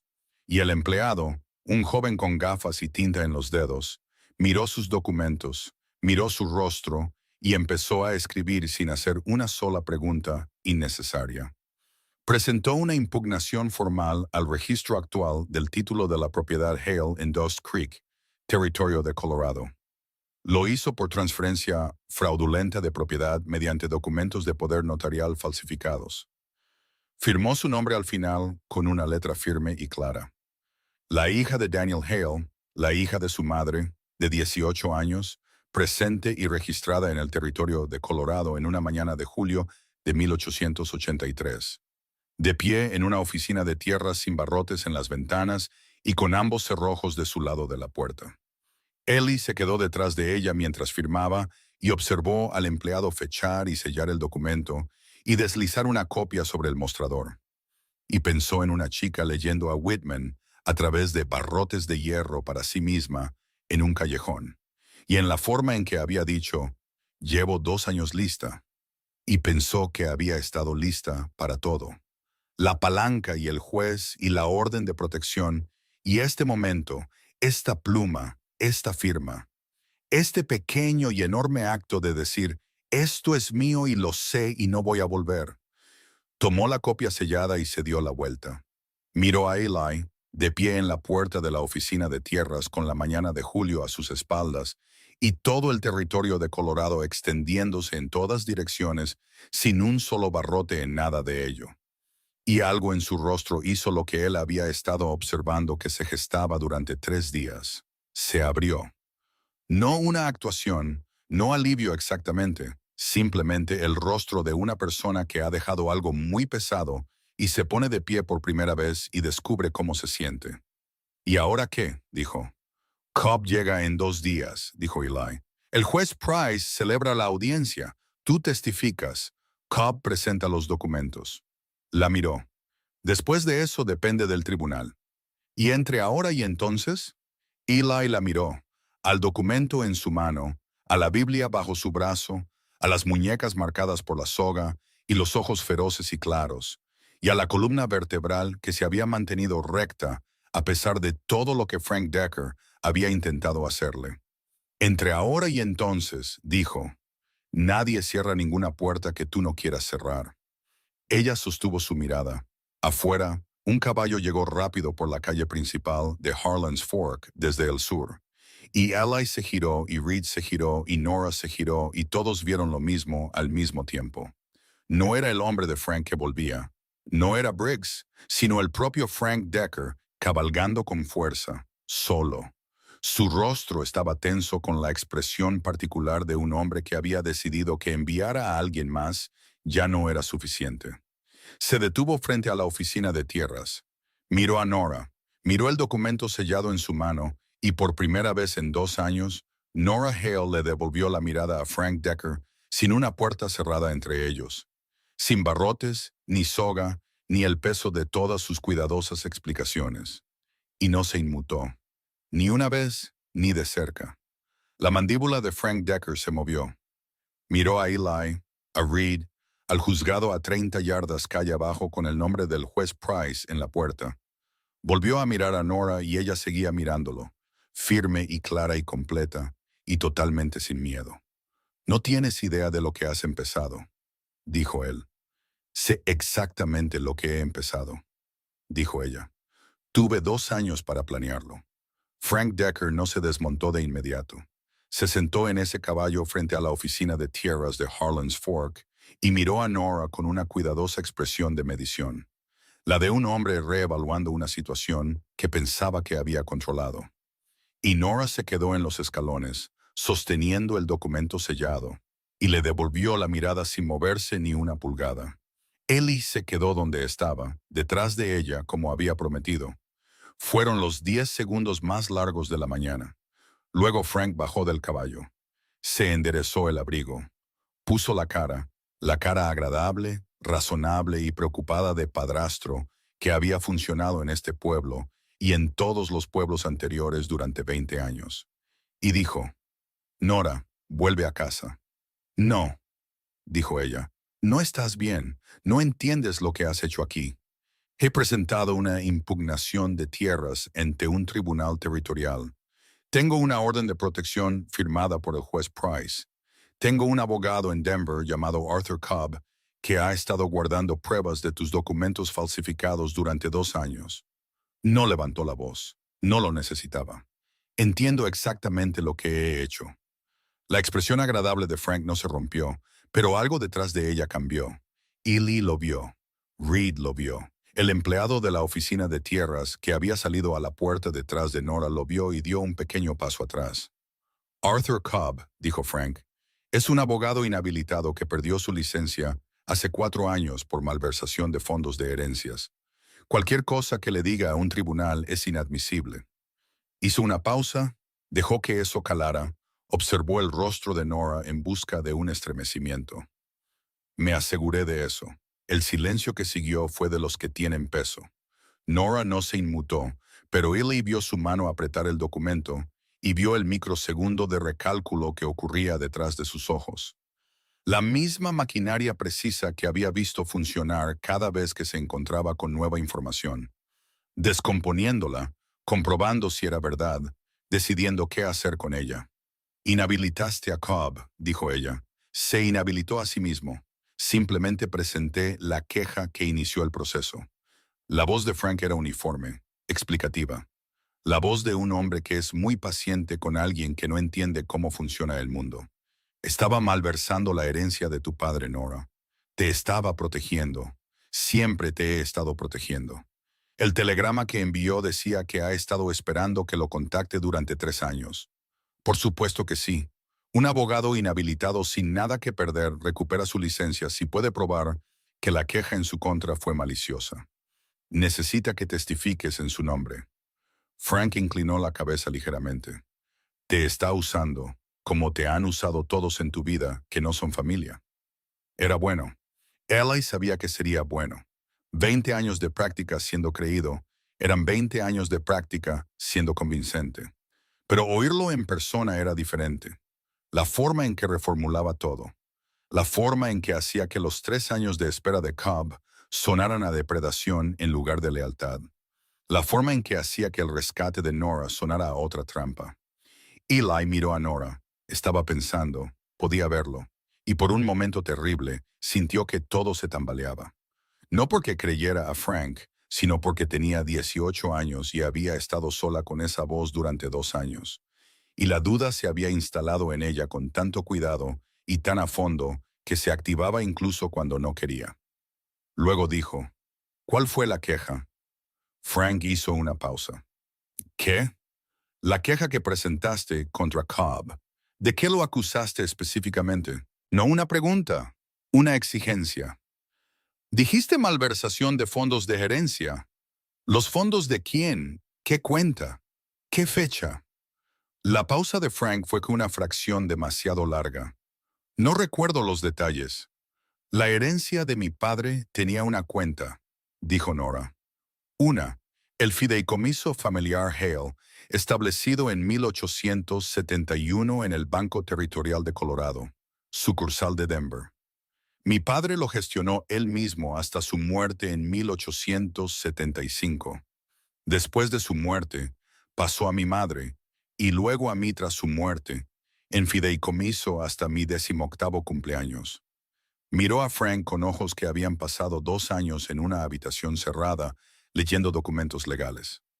Mi 18º cumpleaños fue el 14 de marzo de este año, hace 4 meses. Lo que significa que a partir del 14 de marzo, esa cuenta me pertenece por completo. No en fideicomiso, no bajo tutela, mía. Y tú lo sabes, por eso añadiste el segundo cerrojo en enero. La expresión agradable en el rostro de Frank Decker hizo algo que aparentemente nunca había hecho antes en una calle pública frente a testigos. Se desvaneció, no por completo, pero lo suficiente. Lo suficiente para que lo viera el empleado de la oficina de tierras. Lo suficiente para que lo vieran los 2 hombres que se habían acercado desde la barbería de al lado, atraídos por esa particular gravedad de pueblo pequeño que atrae a la gente hacia las escenas. Lo suficiente para que el juez Price, que había salido del juzgado a 30 yardas y caminaba hacia ellos con deliberada calma, lo viera desde la distancia. «Lo sabías», dijo Ely, no en voz alta, solo constatando un hecho. Cuando cumplió años en marzo y fue legalmente adulta, y esa cuenta se transfirió a su nombre por completo, sabías que podía irse y llevarse todo, así que añadiste el cerrojo. Frank miró a Eli.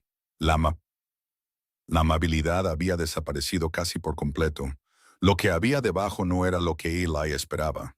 No rabia, no crueldad, sino algo más frío. El rostro de un hombre haciendo aritmética. «Eres un peón de rancho de Texas», dijo Frank. «No tienes ninguna posición en este condado, ni propiedades, ni lazos. Sea lo que sea que creas que estás haciendo aquí, te irás en una semana y ella se quedará sola con las consecuencias». «No estará sola», dijo Eli. «Todos se van», dijo Frank, y su voz había cambiado. Más baja ahora, casi privada, dirigida a Nora más que a Eli. La voz que usaba cuando no había testigos. «Tu padre se fue, tu madre se fue. Todos los que se suponía que debían quedarse no lo hicieron. Eso no es mi culpa, Nora. Yo fui el que se quedó». La mandíbula de Nora se tensó. Su mano estaba blanca sobre el documento. «Te quedaste», dijo. Su voz era muy controlada. «Te quedaste y pusiste barrotes en la ventana y soga en mis muñecas y me dijiste todos los días que el mundo de fuera no me quería. ¿Y a eso lo llamas quedarte? Lo llamo mantenerte a salvo». «A salvo», dijo ella. Y la palabra salió con todo lo que había detrás. 2 años de cerrojos y marcas de soga y nudos contados. Y Whitman recitado al aire vacío y la fotografía de su madre boca arriba en el catre. Y cada mañana despertando y eligiendo seguir adelante cuando lo más fácil habría sido detenerse. «¿Quieres decirme de qué estaba a salvo, Frank? Nombra una cosa de la que estuviera a salvo dentro de esa habitación que no estuviera a salvo aquí fuera». Frank no dijo nada. «Nombra una». No dijo nada. «Eso es», dijo ella. El juez Price llegó. Miró a Frank Decker con la expresión de un hombre que había sido juez en el territorio de Colorado durante 19 años y había desarrollado una intuición precisa sobre las personas que aparecían sin previo aviso para impugnar sus órdenes. «Señor Decker», dijo, «entiendo que ha tenido algunas preocupaciones sobre el bienestar de la señorita Hale». «Esto está siendo manejado por el tribunal de Dust Creek», dijo Frank. Tenía la voz agradable de nuevo, dirigida al juez. «Ahora, el sheriff Briggs ha presentado y recibido la comunicación del sheriff Briggs», dijo Price. «También he recibido una comunicación esta mañana del Tribunal Territorial de Colorado en Denver, indicando que una petición sobre la herencia Hale ha estado bajo revisión durante 22 meses, presentada por un tal Arthur Cobb, abogado». Miró a Frank por encima de sus gafas. «Un abogado con licencia vigente, señor Decker». Su reincorporación fue concedida hace 14 meses después de que se descubriera que la queja original en su contra había sido presentada con documentos de apoyo falsificados. El mundo se quedó muy silencioso. Nora emitió un sonido, pequeño, involuntario. No de dolor, lo contrario del dolor. El sonido de algo que había estado bajo presión durante mucho tiempo y de repente encontraba espacio. El rostro de Frank Decker hizo algo irreversible. «¿Falsificados?», dijo Eli. «Falsificados», confirmó Price. Miró a Frank con la paciencia específica de un hombre que tiene todo el tiempo del mundo porque la ley está de su lado y todos los presentes lo saben. «El señor Cobb llegará en la diligencia de mañana desde Denver. Tiene los documentos originales de la herencia Hale, un análisis certificado de un perito calígrafo contratado por el Tribunal Territorial y una petición formal de devolución de propiedad y restitución de daños». Hizo una pausa. «Le recomiendo encarecidamente que contrate a su propio abogado, señor Decker. Hoy si es posible». Frank miró al juez, miró a Nora, miró el documento sellado en su mano, y al empleado de la oficina de tierras en la puerta, y a los 2 hombres de la barbería que ya no fingían que no estaban mirando, y a Ely de pie detrás de Nora como un muro que había decidido ser una persona. Miró todo eso, y entonces Frank Decker hizo lo que ninguno de ellos esperaba. Se sentó en los escalones de la oficina de tierras. No dramáticamente, no como una actuación. Simplemente se sentó como si sus piernas hubieran decidido sin consultarle que estar de pie ya no era algo que estuvieran dispuestas a hacer. Apoyó los codos en las rodillas y miró al suelo. Solo quería quedarme con la tierra, dijo. Nadie se movió. Clara estuvo enferma un año antes de morir. Gasté todo lo que tenía en médicos. Su voz había perdido todas las capas de control. Lo que había debajo de todo no era un monstruo, era algo casi peor. Un hombre común que había tomado una decisión terrible y luego había pasado años construyendo muros para protegerla. Cada muro requería otro muro hasta que los muros eran todo lo que había. Después de que ella murió, la tierra era lo único que quedaba, y Nora iba a cumplir 18, y todo iba a... Se detuvo, miró al suelo. Solo quería quedarme con la tierra. Nora lo miró durante un largo momento. Lo sé, dijo. Frank levantó la vista. Sé que eso era, dijo ella. Lo sabía antes de cumplir los 16. Eso lo empeoró, no lo mejoró. Saber que solo se trataba de la tierra. Su voz no vaciló. Yo era tu hijastra. Tenía 18 años y solo se trataba de la tierra. Frank no tuvo nada que decir a eso. Nadie lo tuvo. El juez Price dio un paso adelante. Dijo las palabras que debían decirse en el tono que usan los jueces cuando el resultado es claro, y la única pregunta que queda es el procedimiento. Se las dijo a Frank Decker, y Frank Decker escuchó. Y cuando Price terminó, Frank se levantó de los escalones, se subió a su caballo y cabalgó de vuelta al sur, hacia Dust Creek, sin decir una palabra más.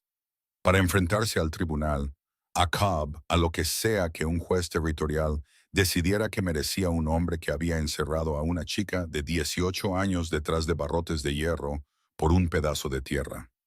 Ellie lo vio irse. Luego se volvió hacia Nora.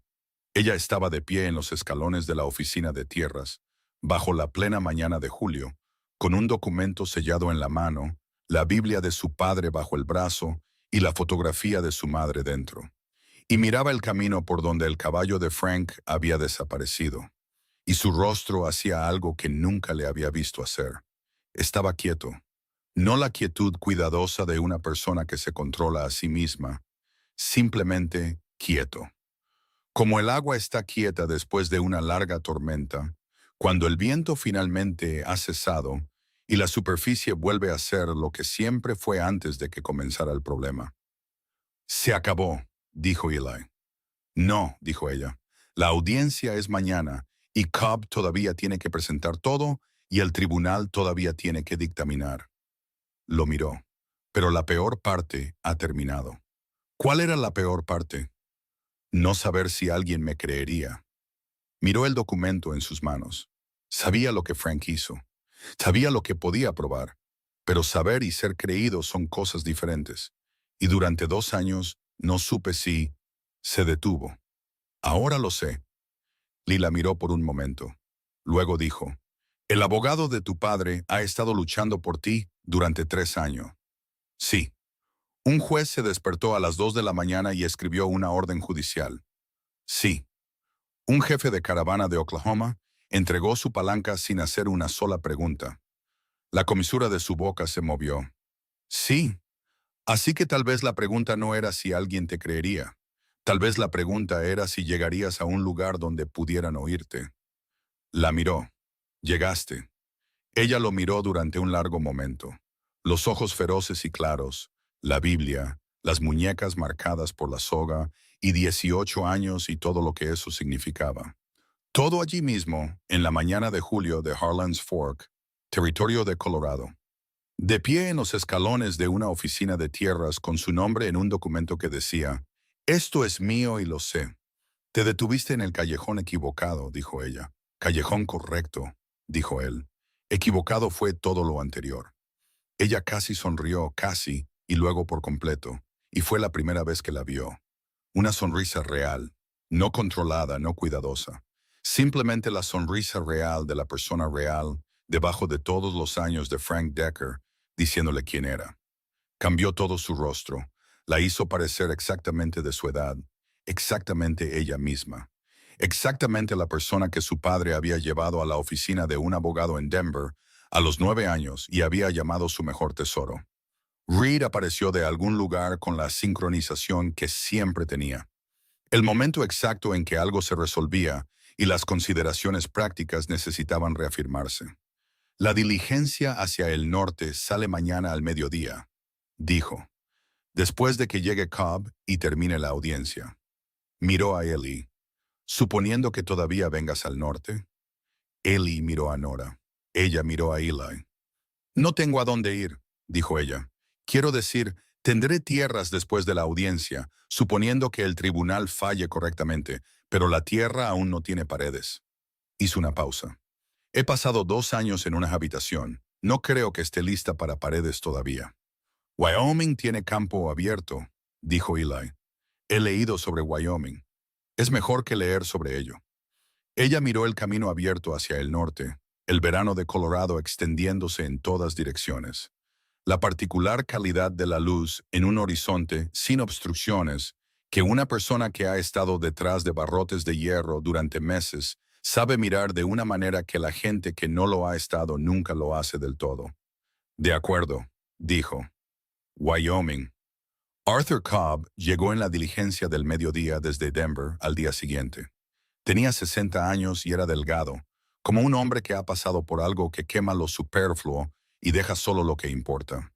Tenía el pelo plateado, los dedos manchados de tinta y los ojos de un hombre que había estado esperando algo durante 3 años y no se había permitido creer que llegaría hasta este momento. Vio a Nora de pie fuera de la estación de diligencias. Dejó de caminar. Señorita Hale, dijo. Su voz no era del todo firme. Señor Cobb, la de ella sí. Había tenido un día para prepararse para esto. Mi padre solía decir que usted era el hombre más honesto que conocía. Cobb se quedó en silencio un momento. Daniel era generoso. No lo era, era preciso. Ella le tendió la mano. Él la estrechó y ella sintió los papeles que él llevaba en el otro brazo. Años de trabajo, años de espera, años de aferrarse a algo en nombre de una chica a la que no podía alcanzar. Gracias por no rendirse. Le hice una promesa a su padre, dijo Cobb simplemente. Cuando supo que estaba enfermo, me hizo prometer que, pasara lo que pasara, me aseguraría de que usted estuviera cuidada. Fallé en eso durante 2 años. Su mandíbula se tensó. Tengo la intención de corregir eso a partir de esta tarde. La audiencia fue a las 2 en la sala del juez Price. Duró 4 horas. Nora testificó durante 90 minutos sin notas, sin dudar, sin mirar una sola vez a Frank Decker, que estaba sentado al otro lado de la sala con un abogado de pueblo que había conducido toda la noche para estar allí. Dio fechas, números de documentos, saldos de cuentas que había memorizado de los papeles de su padre. Describió la habitación, los cerrojos, la soga, los meses. Lo describió todo con la voz plana y precisa de alguien que había decidido que esos hechos merecían ser dichos claramente en una sala que escribía las cosas. Y no suavizó ni uno solo de ellos. Cobb presentó el análisis de escritura, los documentos originales de la herencia con la firma real de Daniel Hale, el poder notarial falsificado con una firma que el perito había determinado por escrito que no era la mano de Daniel Hale. El abogado de Frank Decker argumentó durante 1 hora. El juez Price escuchó, tomó notas, hizo 3 preguntas. Luego dictaminó.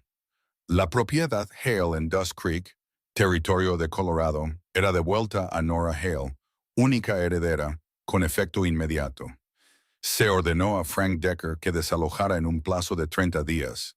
Se remitió una denuncia penal por fraude y detención ilegal al Tribunal Territorial de Denver. Se enfrentaría a eso por separado. Hoy solo se trataba de la tierra. Nora se sentó en la sala del tribunal después de que todos los demás hubieran empezado a moverse, y sostuvo la Biblia de su padre y leyó el fallo 1, 2, 3 veces. De la misma manera que había leído a Whitman para sí misma en la oscuridad. No porque necesitara entenderlo mejor, sino porque las palabras necesitaban ser reales de una manera que solo oírlas una vez no las hacía. Eli se sentó a su lado. No dijo nada. La dejó leer. Cuando finalmente dejó el fallo, miró al frente de la sala donde había estado sentado el juez Price y dijo, «Él construyó esa casa con sus propias manos. Mi padre. La construyó el verano antes de que yo naciera. Dijo que construyó cada habitación más grande de lo que necesitaba porque quería que yo tuviera espacio para crecer.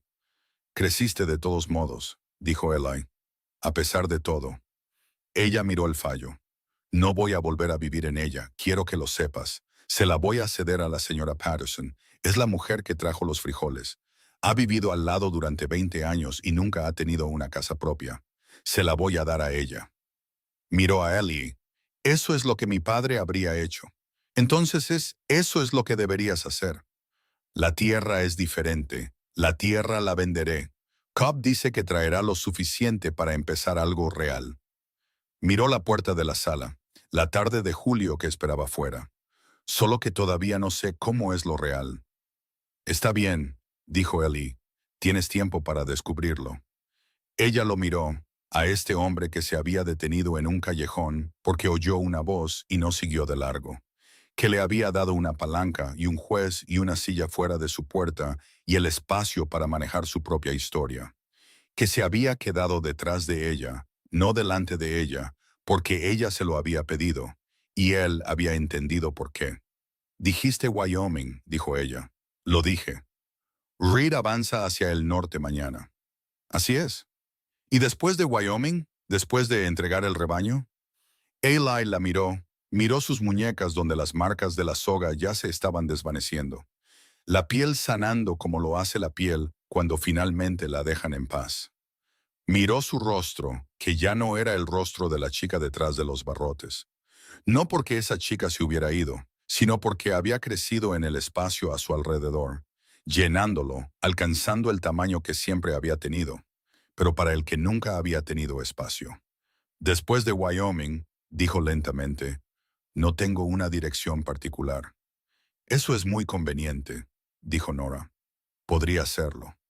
Se levantó del banco de la sala del tribunal con la Biblia de su padre, la fotografía de su madre y un título de propiedad con su nombre, y todo el territorio de Wyoming esperando al norte de Harlan's Fork. Y miró a Eli Calhoun como lo había mirado desde el primer momento en el callejón, directamente, sin actuación, con la atención completa y sin control de una persona que ha aprendido que mirar honestamente es el único tipo de mirada que vale la pena. «Voy a necesitar a alguien que conozca el país ganadero», dijo, «cuando encuentre tierra que valga la pena comprar. Es algo útil de saber. Y alguien a quien no le importe que hable demasiado cuando estoy pensando».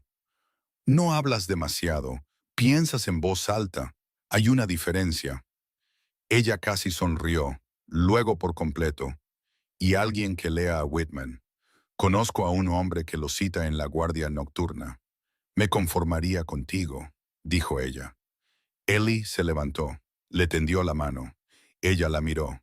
Esta mano áspera y callosa de un hombre que se había detenido cuando no tenía por qué, que había dado cosas sin pedirlas de vuelta, que había entendido la diferencia entre rescatar a alguien y hacerle espacio para que se rescatara a sí misma. La tomó. Salieron del juzgado juntos a la plena tarde de Colorado, y el sol era increíblemente brillante, y el aire era caliente y seco y real contra la piel que había pasado demasiado tiempo en una habitación cerrada. Y Nora Hale caminó hacia él con los ojos abiertos, la espalda recta y la Biblia de su padre bajo su brazo libre. Reed esperaba con los caballos. Miró sus manos unidas. Miró a Eli. No dijo nada, lo que viniendo de Reed era el respaldo más ruidoso disponible. Biscuit le entregó a Nora una galleta. Ella se rió. Fue la primera vez que Ellie la oyó reír. Fue corta y genuina y ligeramente sorprendida. La risa de una persona que redescubre que su cuerpo todavía sabe cómo hacer eso. Se comió la galleta y seguía riendo. Y Ellie se quedó allí, bajo el sol de julio de Harlan's Fork, territorio de Colorado.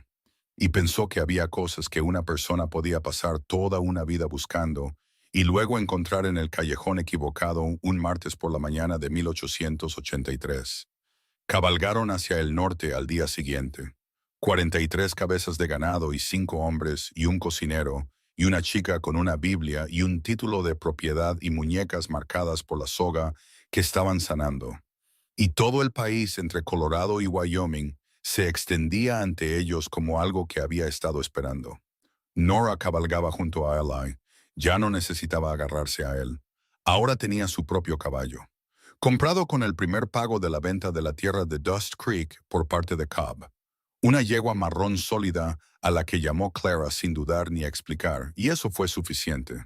El juicio de Frank Decker tuvo lugar 4 meses después en Denver. Cobb presentó el caso. Nora testificó de nuevo, esta vez frente a un tribunal territorial completo, y lo hizo de la misma manera que había hecho todo lo demás, directa, completamente, sin inmutarse una sola vez. Frank Decker fue sentenciado a 7 años. Se enteró por telegrama en el pequeño pueblo de Garrett, Wyoming, donde ella y Eli se habían detenido para pasar el invierno. El telegrama llegó a la oficina de correos y ella lo leyó de pie en el mostrador, y se quedó allí mucho tiempo mirándolo. Luego lo dobló, lo guardó en el bolsillo de su abrigo y salió. Eli estaba con los caballos, miró su rostro cuando salió y esperó. 7 años, dijo ella. ¿Es suficiente? Lo pensó. Realmente lo pensó, como hacía todo, completa, honestamente, sin fingir. No se trata de si es suficiente, dijo finalmente. Se trata de que lo que pasó sea real, oficial, escrito en algún lugar que diga que pasó y que estuvo mal. Miró el telegrama en su mano. Eso es suficiente. Eso es lo que necesitaba. Guardó el telegrama en su bolsillo junto a la fotografía de su madre. Nunca más lo sacó. Ese invierno en Garrett, Wyoming, encontraron tierra que valía la pena comprar.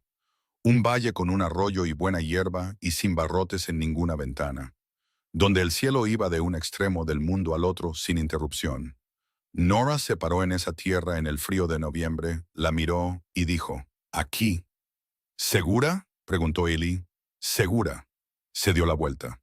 Todo a su alrededor, el cielo y el frío y la tierra abierta, y la particular calidad de la luz que solo se ve cuando no hay nada entre tú y el horizonte.